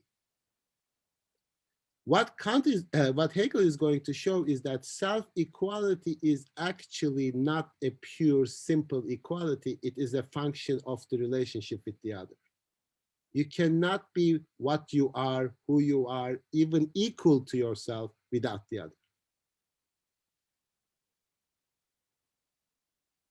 When I say you, just substitute as the object of perception. The object of perception cannot be self-equal. So the truth of what consciousness attributes to the object of perception is something that will come through the movement. Because self-equality is not immediate, self-equality is mediated. Self-equality is mediated through the other. So this is what you need to bend your mind to understand. You cannot be what you are in the most concrete and immediate sense, except in relation to the other. It's the consciousness that attributes that abstract notion of self-equality without mediation, immediate self-equality to the object. But its truth is, it can only be constituted in relation to consciousness. So I'm really asking you, or Kant is, I keep saying Kant, I don't know. Hegel is asking you to make this leap of freeing yourself from this simple self-identity without relation. Because that's what consciousness does. It's like, I leave this object there, it just stays the way it is. I mean, it would be what it is independently of my perception of it. This is like this incredibly stupid question of as to whether it makes a sound if a tree falls in a forest that nobody hears it. I'm sure you heard of that. That's the kind of abstraction of question, as if this is like a profound philosophical question or something. So his criterion of truth is that self-equality. Object is always identical to itself. And his conduct is to be grabbed as self-equality. At the same time, while what is diverse is for the perceiver is a relating of the diverse moments of his apprehending to each other. If an inequality differentiates itself in this comparison, which already happened in the object, right, inequality, then relating is not an untruth of the object, so that's not the fault of the object. The object is what is equal to itself. It is an untruth of perceiving itself. So what he is doing technically, what happened in the moment of alpha and beta on page 115, when he was describing the object manifests itself, it also and also as one, perceiving has to step up and take responsibility for these contradictions. Perceiving says, while it appears as one, I take responsibility. While it appears as many, but is one, I also take responsibility. So now we need to think of these alpha, beta, gamma in relation to consciousness, and only in relation to consciousness, the object can be what it is. So he gives the impression that the process could have been done at 115 without the consciousness, but now what he is doing is that to go back and demonstrate that 115, AB, alpha, beta, gamma could not have happened without consciousness. That's why it's misleading. Then you say, oh, this is already done. Now we are talking about the consciousness. No, this happened. Now we are seeing it in relation to consciousness. And that actually demonstrates what had happened in 115 without him saying it. Therefore, it's confusing. Does that make sense? Like, if so, like, wouldn't all this like just be a bit clearer if you said so? Like this part 116 is sort of like it's like he's posing a is it like he's posing a hypothesis kind of that if like is that like that paragraph that's kind of what it is. It's not like he's like saying like this is the way it works. Well, he doesn't say it, and it could have been clearer if he had written paragraph 116 before paragraph 113, or even 12, actually. Yes, but now look at 112. This is really the sign. It says on page 68, 112, this object is now to be more precisely determined, and this determination is itself to be briefly developed from the result which have arisen. At this point in the exposition, a more thorough development is not appropriate. No, it's very appropriate. It would be much less confusing if you had said that, what you said on page section 116, in terms of the matter of exposition. But if you think about it, now we are going back. Now we are going to rethink the development of the object that he just mentioned on 112, 113, 114, and 115 concluded from the perspective of the consciousness. So 116 goes back to the moment of 112. Now see this object being developed how in relation to consciousness. It doesn't develop independently of the consciousness. So 112 to 115 could not have been completed without 116 paragraph. Therefore, we go back to that moment. So that's why maybe that confusion can be clarified. I mean, he does that all the time. He did it in sense certainty too. That was part of your confusion. And then he goes back and says, like, okay, have we not finished this? No, let me show it again. Not this time properly. I was like, okay, just why don't you do it at the beginning? Also, like, so at the end of like paragraph 116, right? So like this thing of the untruth being in perception itself is, so like that is the case. That's the case if the object is equal to itself, but the object is not. Well, it will turn out that the object is not. Yeah. But this is the beauty of Wahrnehmung, taking truth. I took that to be true, which I take responsibility for making a mistake, for taking something to be true, which was a contradiction, which contradicted the self-equality of the object. I take responsibility for that. Consciousness. Because perception is, I perceived it that way. I took it to be true. I didn't take the true. I took it to be true. And I made a mistake. Does that make sense? Wahrnehmung. It's my taking that screwed up things. It's like, I should not have taken that to be wahr, true, because the object has to be self-equal. I took it to be not self-equal. I took it to be one while it was many, and many as it was one.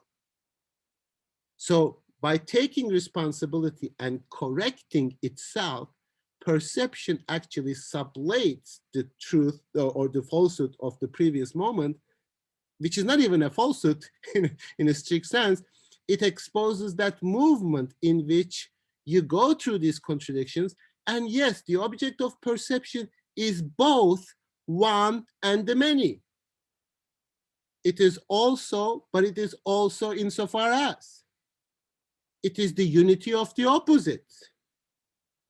It is not a contradiction in a logical sense anymore. It's a dialectical movement. The object of perception itself is this movement through the consciousness, how the object emerges in relation to consciousness. And that doesn't make it false. In fact, quite the opposite. It makes it true because the object is defined in relation to consciousness. So all these kind of epistemological mistakes, you know, in introduction, he said it like, this fear of making mistake is the mistake itself.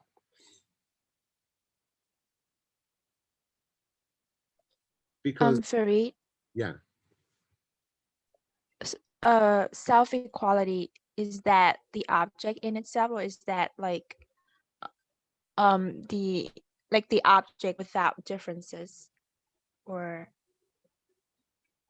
At this stage, both. Great question. Consciousness as perception attributes that to object. Actually, that is the mistake. The mistake of object can be what it is without relationship to anything else. Kind of like pure presence that we were thinking about in, you know, you were asking the same question in terms of nowness, like pure being of the object without any relationship to me.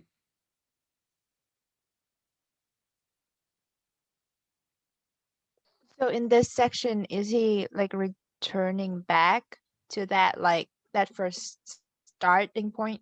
Okay, of um like wanting to know thing in itself, Yes. that kind of thing. So, I mean, it becomes a little clearer at 117. Let us now see what consciousness learns from experience in its actual perceiving. So since he poses you or sort of exposes you to different moments in the movement of perception, you get confused. You say like, haven't we already decided that the object cannot be what it is without the relation to the other? And Hegel says, yes, but that's for us. Consciousness as perception thinks at that stage that the object can be what it is without its relationship to the other. Therefore, consciousness tries to undermine or erase that relationship by saying that it is the falsehood, the untruth falls into me, and the truth remains as self-identical in the object. So then you get confused because, well, we already covered this. Why are we going back? It's like, yes, we are going back to the perspective of the perception, which thinks that it is purely apprehending it. Oh, you say, okay, well, let's wait for the perception to come to its own. Perception is going to come to its own and thereby contribute to the completion of the object. So first it tells it from the perspective of the object, then it tells from the perspective of the perceiving, but then neither one is possible without the other.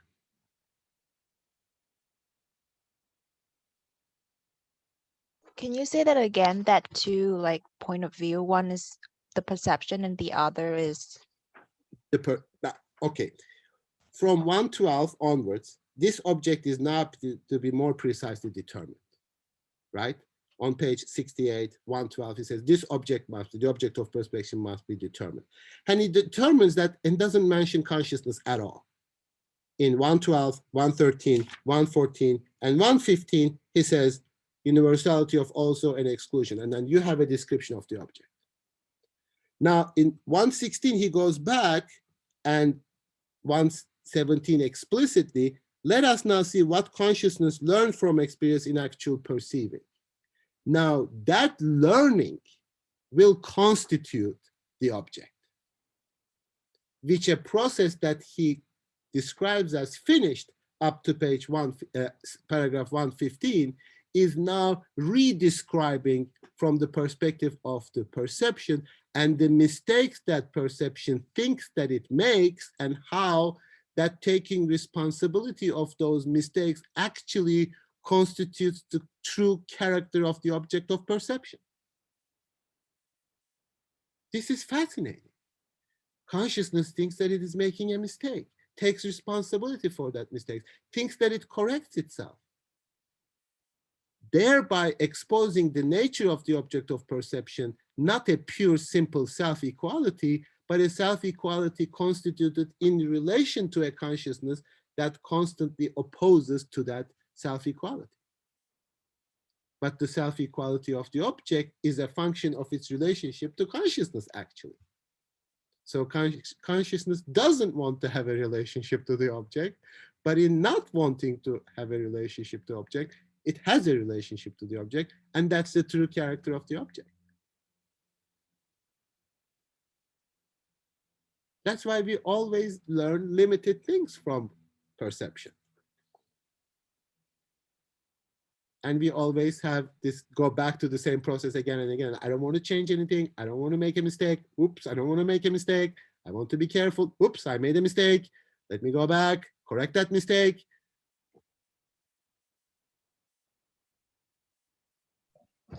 Fareed, Yes. at this stage, is Hegel what determining that an object in itself is unknowable yet, or is he still Well, again, unknowable is a relative concept. Unknowable as a knowledge of perception, yes, because knowledge is not the same in different levels of consciousness. If you are saying unknowable in spatio-temporal manifestation, empirically unknowable, we are not even there yet. That's going to be understanding. Here we are trying to know the world in terms of perception. We don't even know what exceeded this perception yet. That would be level of understanding.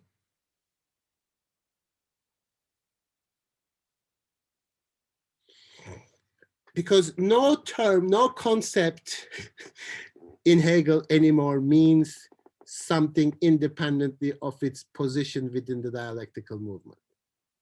Knowledge is both the same and different. You should always therefore ask, what do you mean by knowledge? Knowledge as limited to perception? Sure, then I don't know it. Yes, I cannot know what I don't perceive qua perception, but I can know it conceptually as that which I cannot know through perception. But I know it. What is the nature of that knowledge? Not perceptual. Race. Do I know it perceptually? No. Do I know it as a concept? Yes. Can I make true statements about race? Yes. Will they be true perceptual statements? No. But they still be true. They'd still be knowledge, but not limited to. So we want to say, let's stop with perception, Kant wants. Let's not say anything about anything theoretically anymore about perception. Like, sure, Kant, let's do that. Then you go on and construct an entire ethics, which is a different kind of knowledge. Is it unknowable ethically? Well, if you dominate and colonize knowledge as only scientific knowledge, which a lot of people object today, then sure, you can say it's unknowable. So according to strictly scientific criterion, I should not talk about God, because nobody saw God as a spatio-temporal entity that I can perceive. So let's stop talking about it. Do it. Let's go. Can we do it? Should we do it? Of course not. So we constantly say like, oh, if we say anything that is beyond the spatio-temporal verifiability, it must be wrong. This is consciousness. This is still consciousness carrying that epistemological attitude to everything. Don't say anything about things that you cannot hear and see. Well, even scientists cannot do that, really.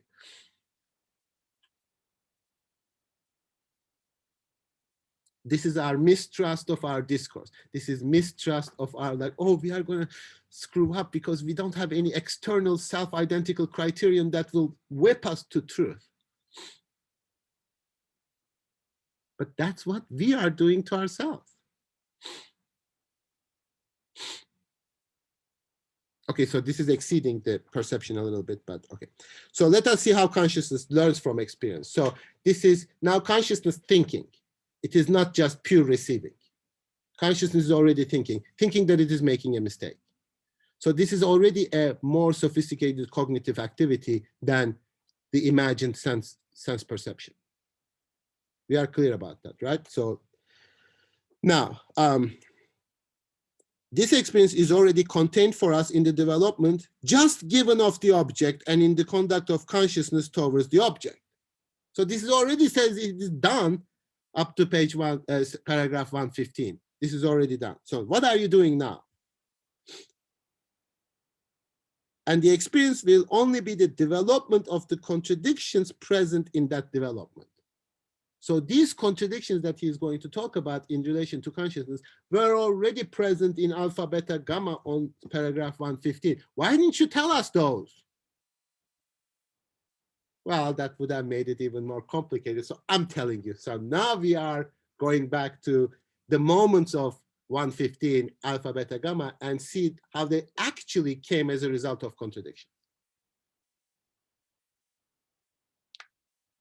Okay, so what is happening? Again, this is now he's going to back to also. And it's like, why do you go back to also again?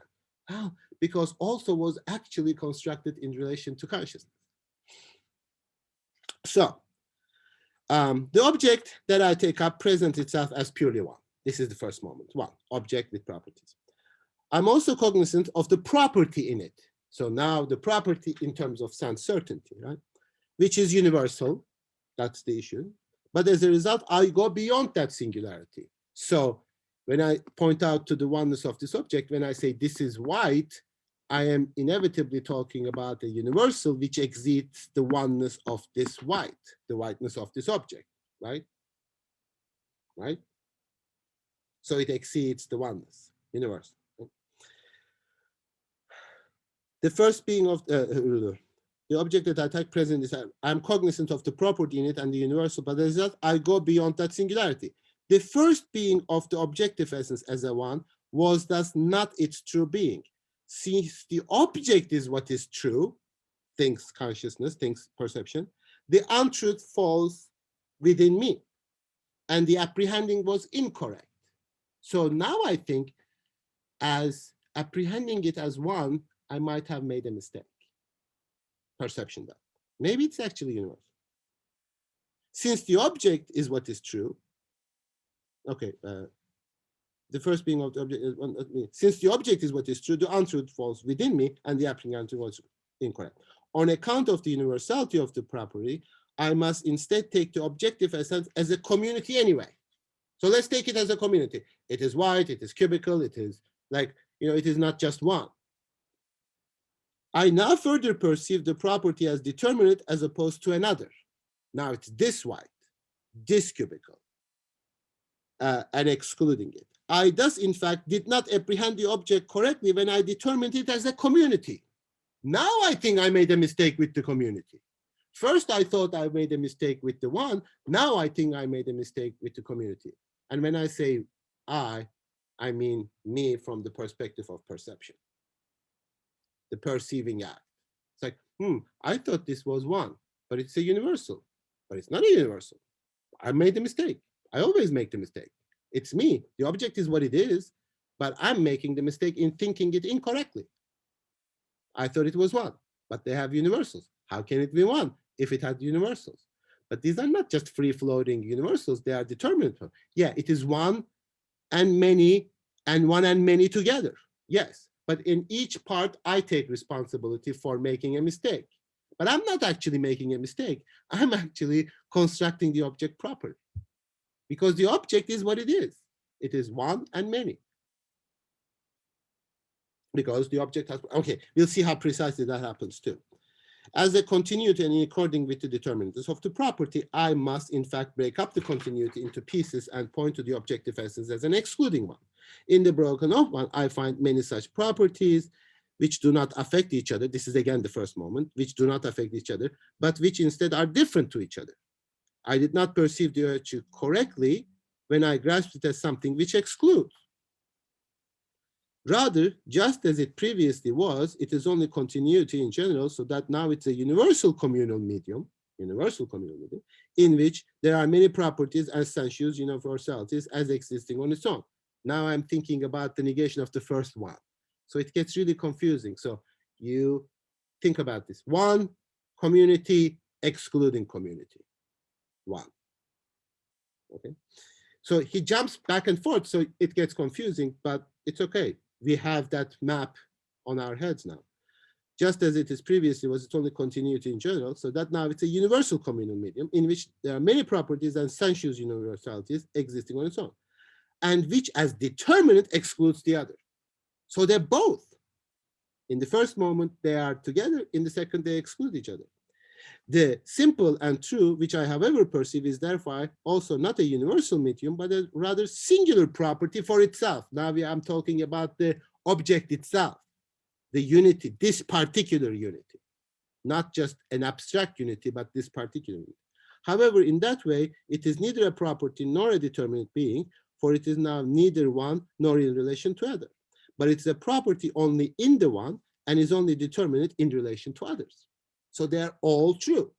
As this pure self-relating itself to itself, it remains only sensuous per se. These are the properties. They are still sensuous. I see them. I see the whiteness, right? Since it no longer has its own self, the character of negativity and consciousness, for which sensuous being now is amounts only to meaning something, which is to say, it has entirely gone beyond perceiving and has taken an even turn back into itself. Now, consciousness is not just taking in anymore, it is going back to itself and say, I thought it as one, I was wrong. I thought it as many, I was wrong. What am I doing? I'm confusing the object. Right? Yet sensuous being and the meaning of something each of the pass over into perceiving. I am thus thrown back to the beginning and pulled back into the same cycle which sublates itself both in each moment as a whole. I cancel it, like it's not one. It's not community. It's not many, right? Consciousness, therefore, necessarily runs through that cycle again, but not in the same way. Now you came back to one, but now one is both a unity, but also an excluding unity of the many. It has learned from experience about perceiving, namely, that its result and its truth are its dissolution, and that perceiving is the reflecting turn into itself from out of the true. Now I take responsibility for taking something to be true while it is contradicting that self-identity that I attributed to the object. I took it to be true. I should not have done that. For consciousness, it thereby has been determined just how its perceiving is essentially composed. Namely, it is not a simple, pure apprehending here, auffassen, but rather it is comprehending, begreifen, it's almost like begreifen, conceptual, has at the same time taken a reflecting turn into itself from out of the true. So now consciousness reflects upon itself. The object that I think that I knew was many was actually me. That's how tart is tart for me, white is white for me. Properties are actually in relation to me. So we'll come to that. So this return of consciousness into itself, which immediately blends itself into pure comprehending, for it has been shown to be essential perceiving, alters the truth. At the same time, consciousness takes cognizance of these aspects as its own. It takes it upon itself, and as a result, it purely receives the true object. Thereby now there is present in perceiving, just as happened with sensuous certainty, the aspect of consciousness which had been forced back into itself. Just like the I was forced back into itself in relation to different nows, now I'm taking responsibility for the mistakes in different moments of perception. So, however, this is not as it was initially, as it took place in sensuous certainty, as if the truth of perceiving were to be subsumed within the sphere of sensuous certainty. Instead, consciousness takes cognizance that the untruth, which comes to the fore here, falls within consciousness. However, through this taking cognizance, consciousness is capable of sublating the untruth. So I can correct myself. It's good that I recognize it as untrue, but I can correct itself. I mean, as consciousness. So this perception has this correcting tendency. Yes. I feel like so far anyway, to some degree, part of what like Hegel's account of perception does is like it also sort of it gives us like as part of what's going on here, this kind of like he's articulating how mistakes work to some degree and that like where they Absolutely. fit. Yeah, okay. Absolutely. I mean, at that stage, yes, it is a mistake, but a mistake that contributes to the truth of the next level of determination of the object. That's beautiful. That's quite amazing, because you can both say that, yes, it's a mistake, but we have consciousness, we have perception, we can correct that mistake. We can recognize it as mistake and then go beyond it. Therefore, when, Descartes says, oh, I cannot trust my senses because I make mistakes. And how do you know you make mistakes? You make mistakes because you also correct your mistake. Because I see, oh, there's a friend. Oh, actually, it's not a friend. I correct it. I made a wrong judgment. I should not make that judgment. So consciousness differentiates its grasping the true from the untruth of its perceiving. It corrects its perceiving. And insofar as itself undertakes this correction, the truth as the truth of perceiving falls without further ado into consciousness. Wahrnehmen happens in consciousness. I take that to be true by correcting to what is not true. And I take responsibility for that, because untruth comes from me, doesn't come from the object. Consciousness thinks object is what it is. I'm making the mistake. Therefore, I can correct it. Which is beautiful because, okay, anyway, I'm not going to confuse you. The conduct of consciousness, which is now to be scrutinized, is so constituted that it no longer merely perceiving, but is conscious of its reflective turn into itself. It's not just like looking around and trying to see objects, but it's an active engagement with oh, I see white, this is not white, maybe it is like this, etc. So consciousness is already a reflective process, not just mere apprehension in perception, right? And it separates this reflective turn into itself from simple apprehension itself. So we no longer have that sense impression thing like I'm a tabula rasa, just throw it at me. It's already an activity, and it must be an activity. And we should not shy away from that activity.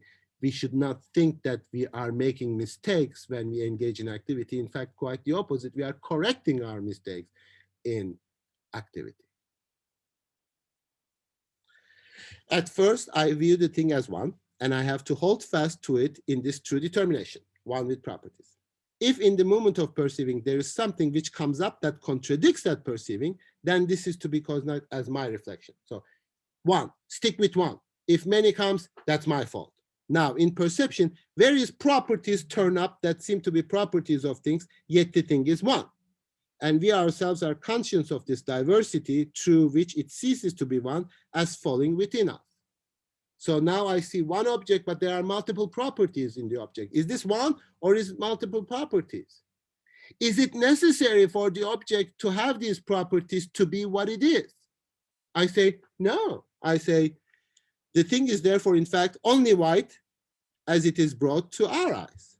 It is also tart on our tongues, and also cubical for our field. This is me. I'm introducing this manyness. Its properties are the function of me. I take responsibility for that because this is one. This is not many. This is one. And from that, we also make the distinction in parentheses between primary properties or secondary properties, because in British empiricism, secondary properties were considered to be untrue. They said, if it is white, it's just for me. It's not a proper primary quality. Primary quality, we thought, is the objective that literally in and of itself what it is. But Hegel doesn't make that distinction. He thinks later on in the section of perception, he says that's a pure abstract attempt to find qualities and Eigenschaften that are properly primary or secondary. We can't find that. That's ridiculous. The essence of something, it is what it is. So this notion of accidental properties is just pure abstraction. Whiteness is just as essential to this particular object as it's what British empiricism considers to be primary qualities. I don't even know what it is. What is it that an object has to have and without which it cannot be an object that it is? Essentially what it is. I don't know. I mean, in salt, definitely not whiteness, definitely not cubicalness, definitely not its color or its taste, maybe. I don't know. Salt has to taste salty. Well, there are salt that don't even taste salty. You should go to fancy restaurants. Okay. So I say these are cubical to our field. We do not take the entire diversity from the thing, but from ourselves. Now I take responsibility for the diversity of the property, right? So whatever also is the unity that belongs to the object, but all the other properties, the falseness of that contradiction between one and many is because of me. It is white for me, not for the object. Consciousness thing, perception thing. We do not take the entire from the thing, but from ourselves. To us, they come undone from each other in this way because the eye is quite distinct from the tongue and so on. We are thus the universal medium within which such moments dissociate themselves from each other and in which all on its own. So this is sort of the Kantian moment. The unity of those properties is actually the unity of me. I attribute that the unity to them. I take responsibility in Hegel for that. Right? Thereby, since we regard this determinateness as our reflection, we preserve the self-equality and the truth of the thing, namely, it is being one. So by taking responsibility for the many properties, I preserve the self-identity and oneness of the object. This is the first stage. Of course, we are not going to stay in this stage. However, 120. The diverse aspect which consciousness takes upon itself as determinate in that each is regarded as existing for itself within the universal medium. White is only in contrast to black, and the thing is one precisely as a result of being contrasted with others. So now the object itself is constituted in terms of the opposition of these universal properties. It is white, it is what it is, in relation to an other, namely black. This is the true constitution. Now you'll say, is it really the case? I'm not really sure whether that is true of reality. It is absolutely true to reality, as reality is the object of our perception.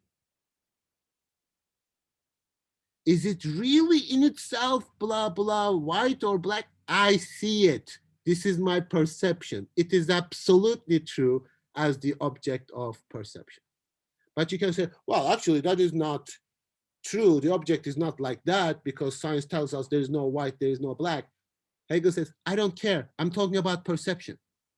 If you perceive without color, be my guest, or shape, or etc. But this is the object of perception. This is the object of perception to be constructed. Now, is this the ultimate reality? Of course not. Is it ultimate knowledge? Definitely not. It is the knowledge of perception. This is the limit of my perception. This is what I'm constructing here, not some generic notion of knowledge.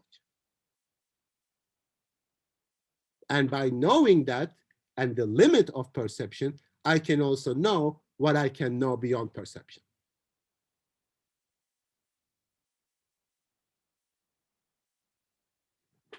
So like, go ahead. I was gonna say so this is like, I feel like it's the thing we talked about before, like versus Kant, where Kant is just like, okay, like outside, like this is where it stops. Hegel is more like, okay, like knowing, like the fact that I know my limit allows me to also at the same time think of the outside of the limit versus.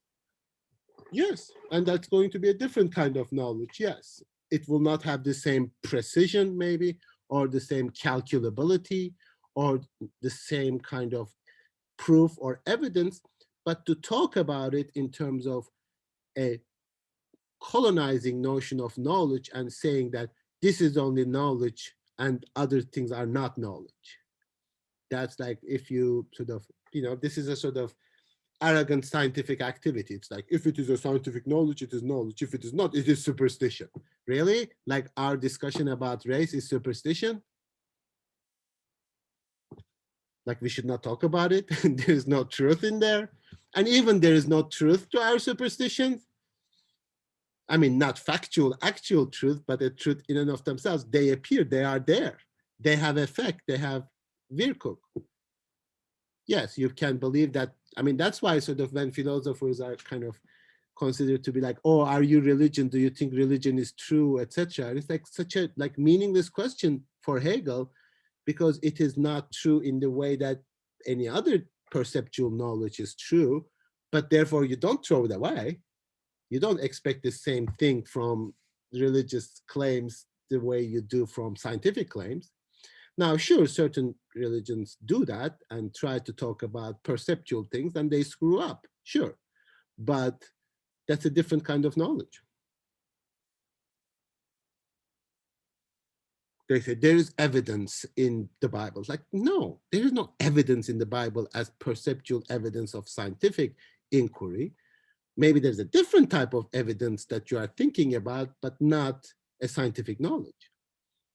And it's cool, it should be. Like, it shouldn't confuse different levels. We should not make scientific claims out of our books. So he's very determinate in his understanding of the limits of knowledge. You cannot, sort of claim that just because you are at a different level of consciousness, you are necessarily better off and higher or better. It's just different. Okay, so the things themselves are thus rather, however, okay, let's go back again. White is only white in contrast to the black, and the thing is one precisely as a result of it being contrasted with others. So it is actually the nature of the thing, it's not just me, to be in diversity. However, it does not exclude others from itself insofar it is one, for to be one is to be the universal relating itself to itself, and as a result of its being one, it instead the same as all the others. So this is the sort of curious thing that we had in sense certainty, a similar thing. It is one, but in being one, it is just universal. Rather, it is through its determinateness that excludes others. So I actually contribute and construct its exclusive identity. It in and of itself cannot have that except in relation to me. Rather, it's true, its determinateness that it excludes others. The things themselves are thus determinate in and for themselves. They have properties whereby they are differentiated from others. So now these properties are not just mine, they are also the objects. But previously I thought they were mine. I said, okay, they are what they are in relation to me. They are really white, even if whiteness is just a property of human that's available for human beings. Then you can say, well, scientifically, it's not really white. It doesn't matter. We are talking about the object of perception. In perception, they are only white in relation to me because my subjective even constitution of a color has a reality. It's not just the illusion, which is a false translation, deception. It might be deceptive, but it's still true. So therefore, we don't stop speaking about colors and making multiple colors in 600 yellows, etc., just because science tells us, oh, these are just wavelengths, forget about them. They still have truth, co-perception.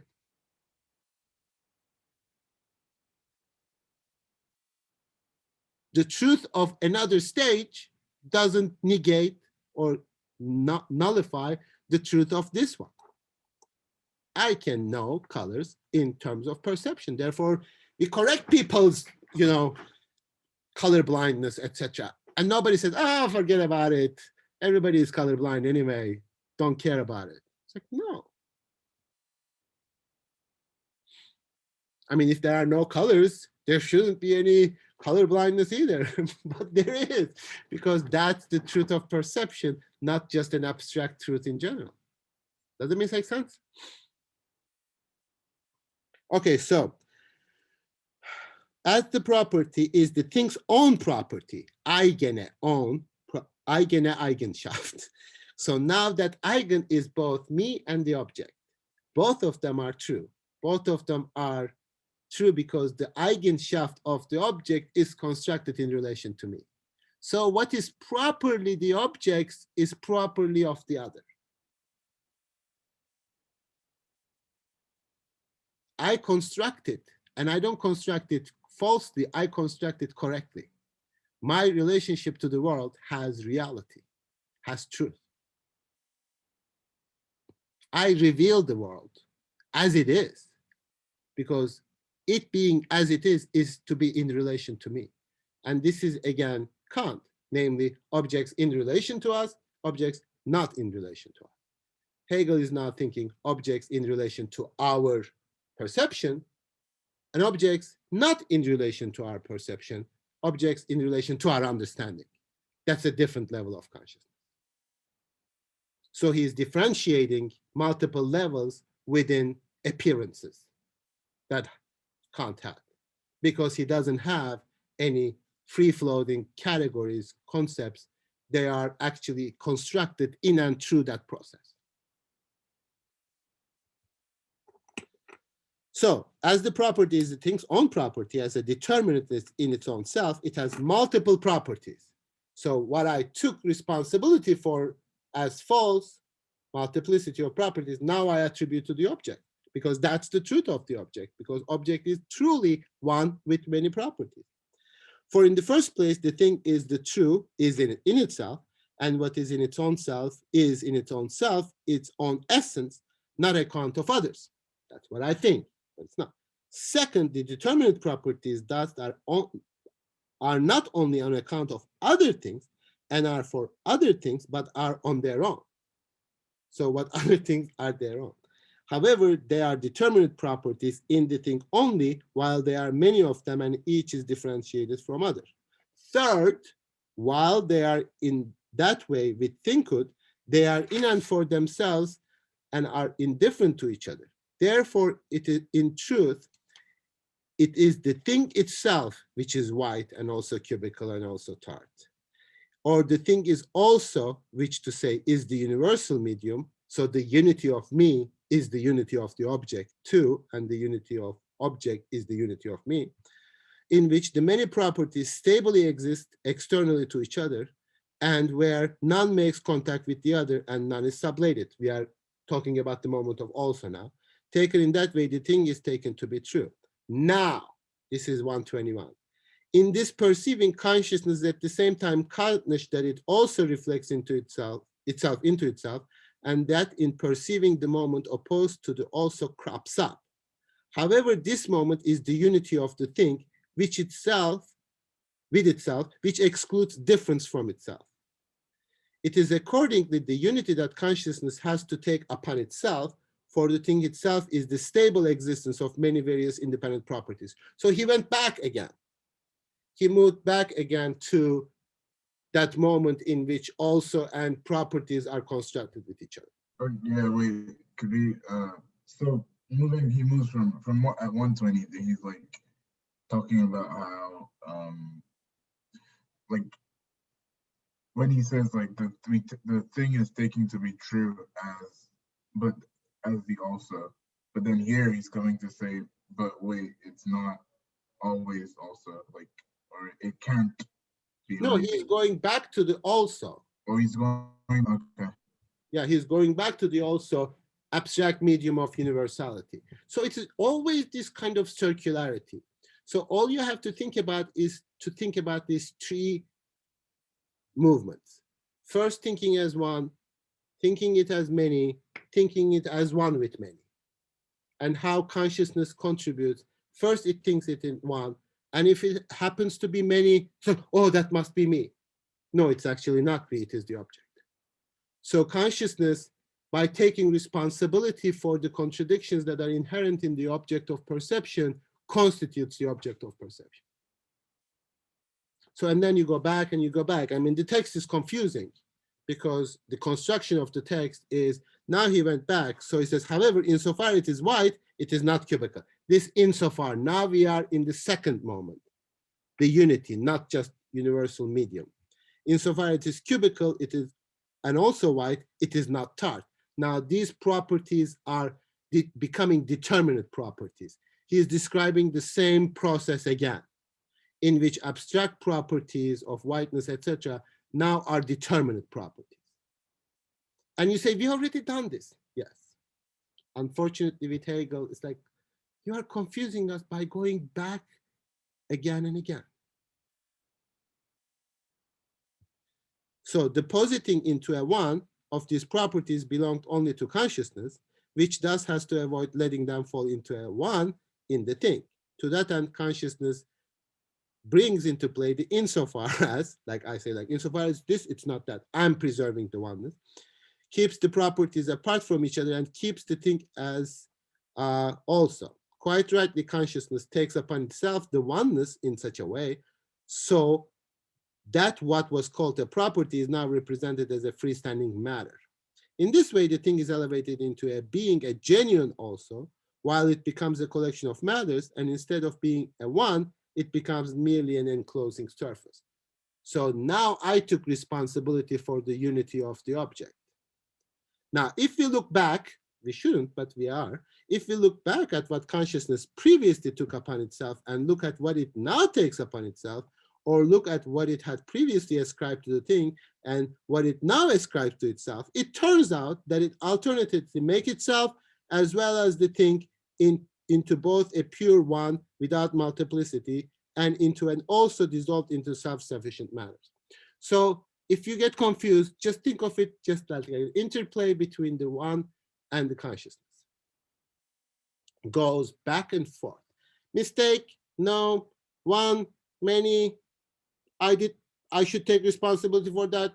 No, actually the object is. So this movement back and forth in consciousness truly describes the process in which the object of conscious perception is constituted. Now, one thing that is confusing is that you think that the object is constituted there and the subject is constituted there. In fact, none of them is what it is except in relation to each other. Therefore, it gets confusing for Hegel because you construct the object independently of the subject in 112, 113, 114, 115, and then you say, now let's construct the object in relation to the subject. But in fact, you could not have constructed the object except in relation to the subject. So the presentation makes it confusing and hard to grasp that what he described could not have happened without what he described later on. So therefore, like when you read, you get frustrated. I get frustrated, you know, sometimes like, why did we come back to this again? Haven't we done this? Like, this is already finished.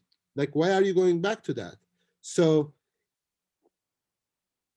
just think of these two processes, like how object is constructed as 1, 2, 3, and what is the contribution of consciousness in this 1, 2, 3. I think of it as one, but it appears to be many.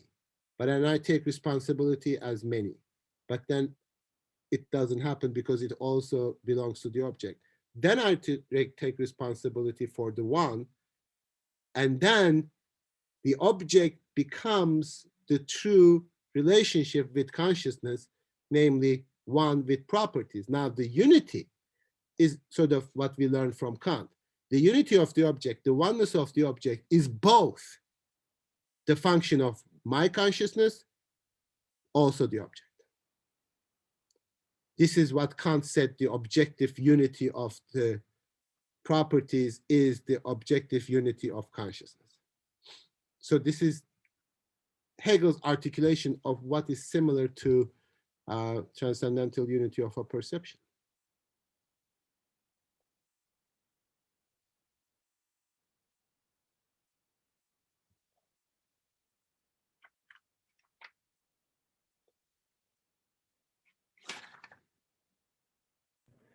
So I feel like the reason it's so confusing for me, I mean, I guess, is because it's not like, you know, like you can say, okay, it's just this unity and this difference, and they're going back and forth. Like, but what's confusing is Hegel's actually trying to map out, right, like the actual steps that happen and the actual phenomenological movement, which makes it confusing. Yes, but also he makes it in such a way that he keeps going back to what is already explained. So you Yeah. understand it and you say, okay, I got it. And then, whoops, we went back. It's like, okay, now you're Yeah. understanding the same thing again. Therefore, you sort of think, why did we come here? Didn't we already answer this question? Yes, we did. And it's, does that, what's the point? It's just, that's his style, or? I don't know. He thinks it's a good structure. I mean, once you get used to it, it's fine, but it's very difficult to get used to it. Like, let me explain this again. And then I explain it and then start talking as if I didn't explain it, and then I explain it again. Yeah. And it's like, is he adding something new, or is this? Well, sometimes it's acting the contribution of the consciousness, therefore it is new. But like you asked me, like, can you repeat that? And I go, well, are you not going to be confused more if I repeat it? Because so he thinks maybe you didn't understand this. Let me repeat it. Maybe you didn't get it first time, but it would be really nice to just say explicitly when that repetition starts. And he does that, like on 17. Let's look at this from the perspective of consciousness. This is what it says on 16. Now, this way of the thing perception is considered, and let us now see what consciousness learns from this experience. Like, okay, let's do that. And then you realize, oh, without consciousness, this experience would not have been possible, actually. The object would not have constructed itself as the object of perception independently of consciousness. And this is nothing wrong with that. The only agent that thinks there's something with that is consciousness itself, because consciousness was like, I don't want to constitute the object. When I constitute the object, I make mistake. Hegel says, no, when you constitute the object and when you think that you are making a mistake, you are actually doing fine. Just keep going. Therefore, he says, like, the fear of making mistakes is like the mistake itself, because you stop. You say, okay, I'm not doing anything anymore. This is too much. I added too much. It's like, just keep going. You are doing fine, because you are always trying to correct yourself in the process.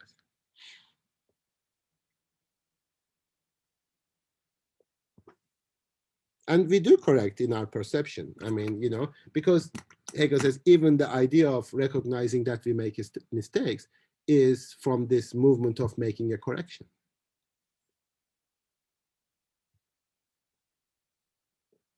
We are sort of thinking about a kind of hyperbolic mistake, like evil genius or something like that with Descartes. Hegel said, forget about it. Even if there is an evil genius, there is still the truth of perception. Even if it is not true to the nature of the ultimate reality, it still has its own reality and truth with respect to your capacity.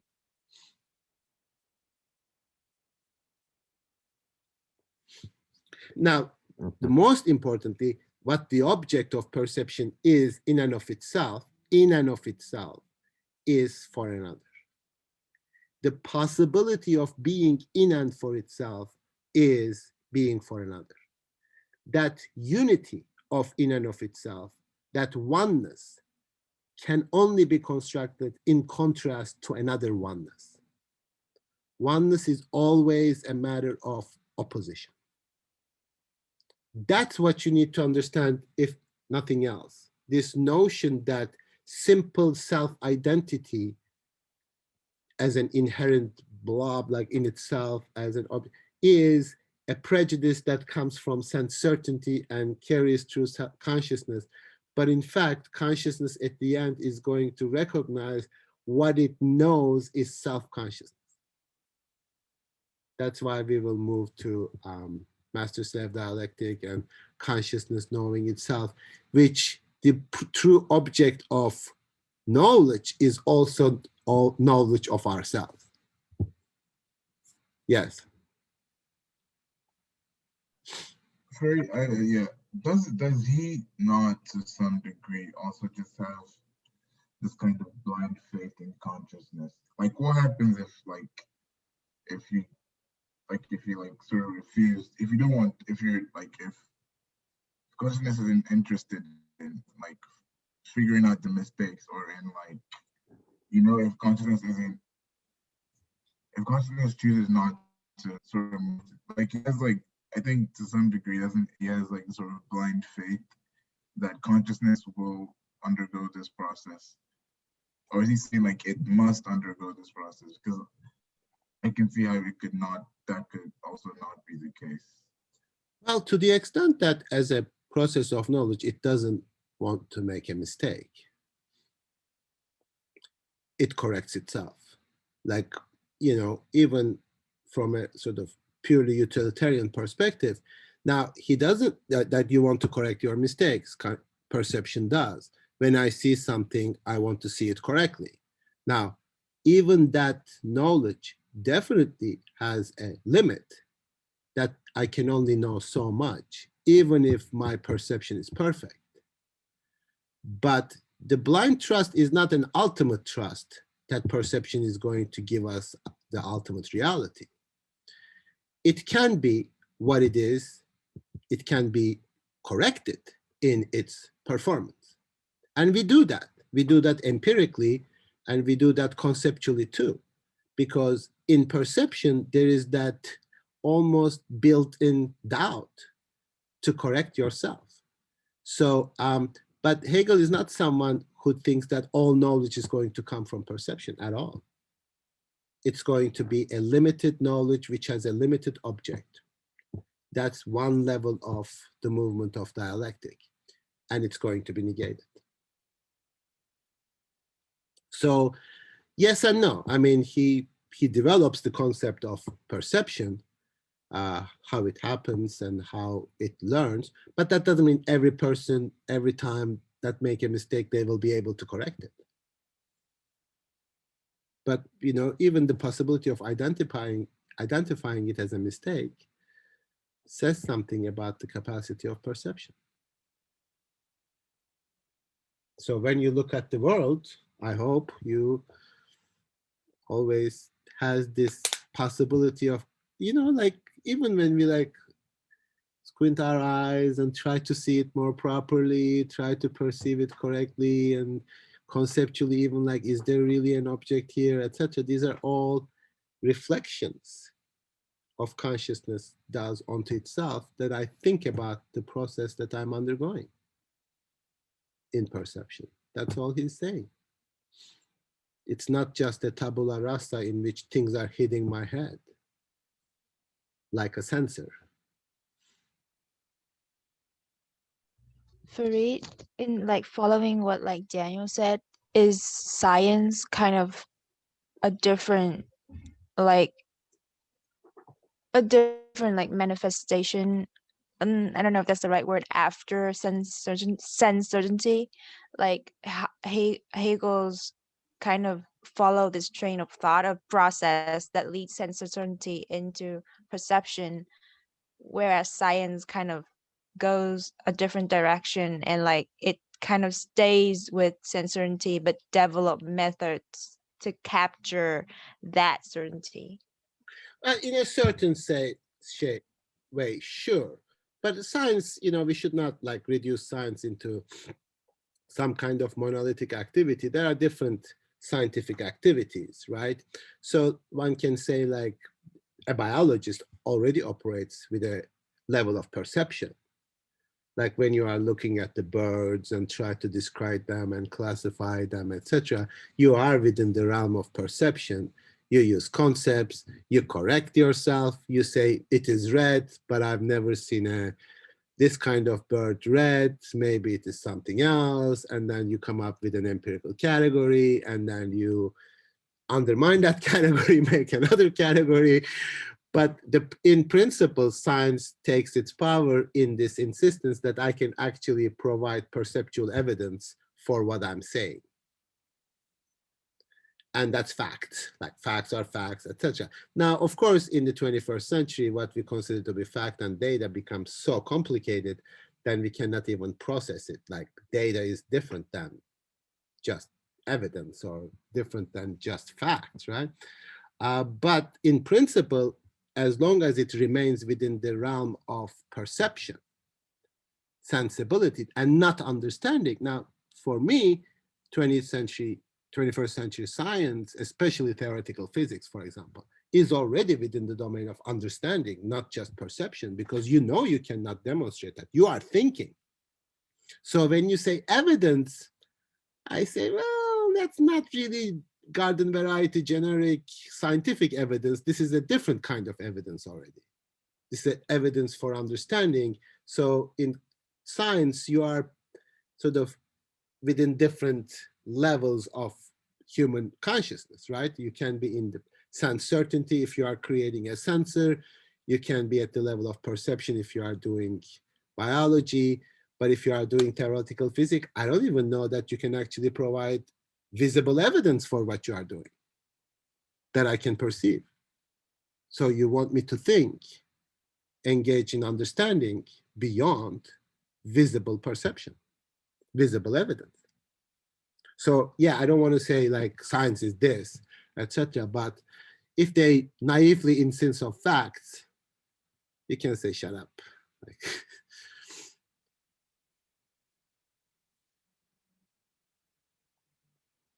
now this is this is I read something today in like scientists discovered that the division in the United States, okay, they did a survey, and when you ask people a question and they answer that question, you cannot just treat that as data. Like you see the sort of difficulty with the polls, etc. Like an answer to a question is not data. It's not something visible in the same way that an object is visible, because that's like something I say. Like if somebody were to call me, I would say I'm going to vote for Trump. Why wouldn't I? Like, why would I even tell the truth?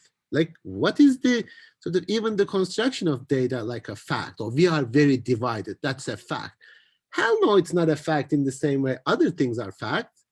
So we are confusing multiple levels of conceptual elements. And when we say these are facts, facts are facts, and blah, blah, and therefore somebody says, oh, this is a fact, it's written in the Bible. Well, how do you deal with that? So Hegel is actually at least consistent. Like when you are saying evidence or perceptual evidence, you are at the level of consciousness of perception. Don't confuse it with other levels. And I appreciate that. I think that's important. Okay, so we are a little bit over.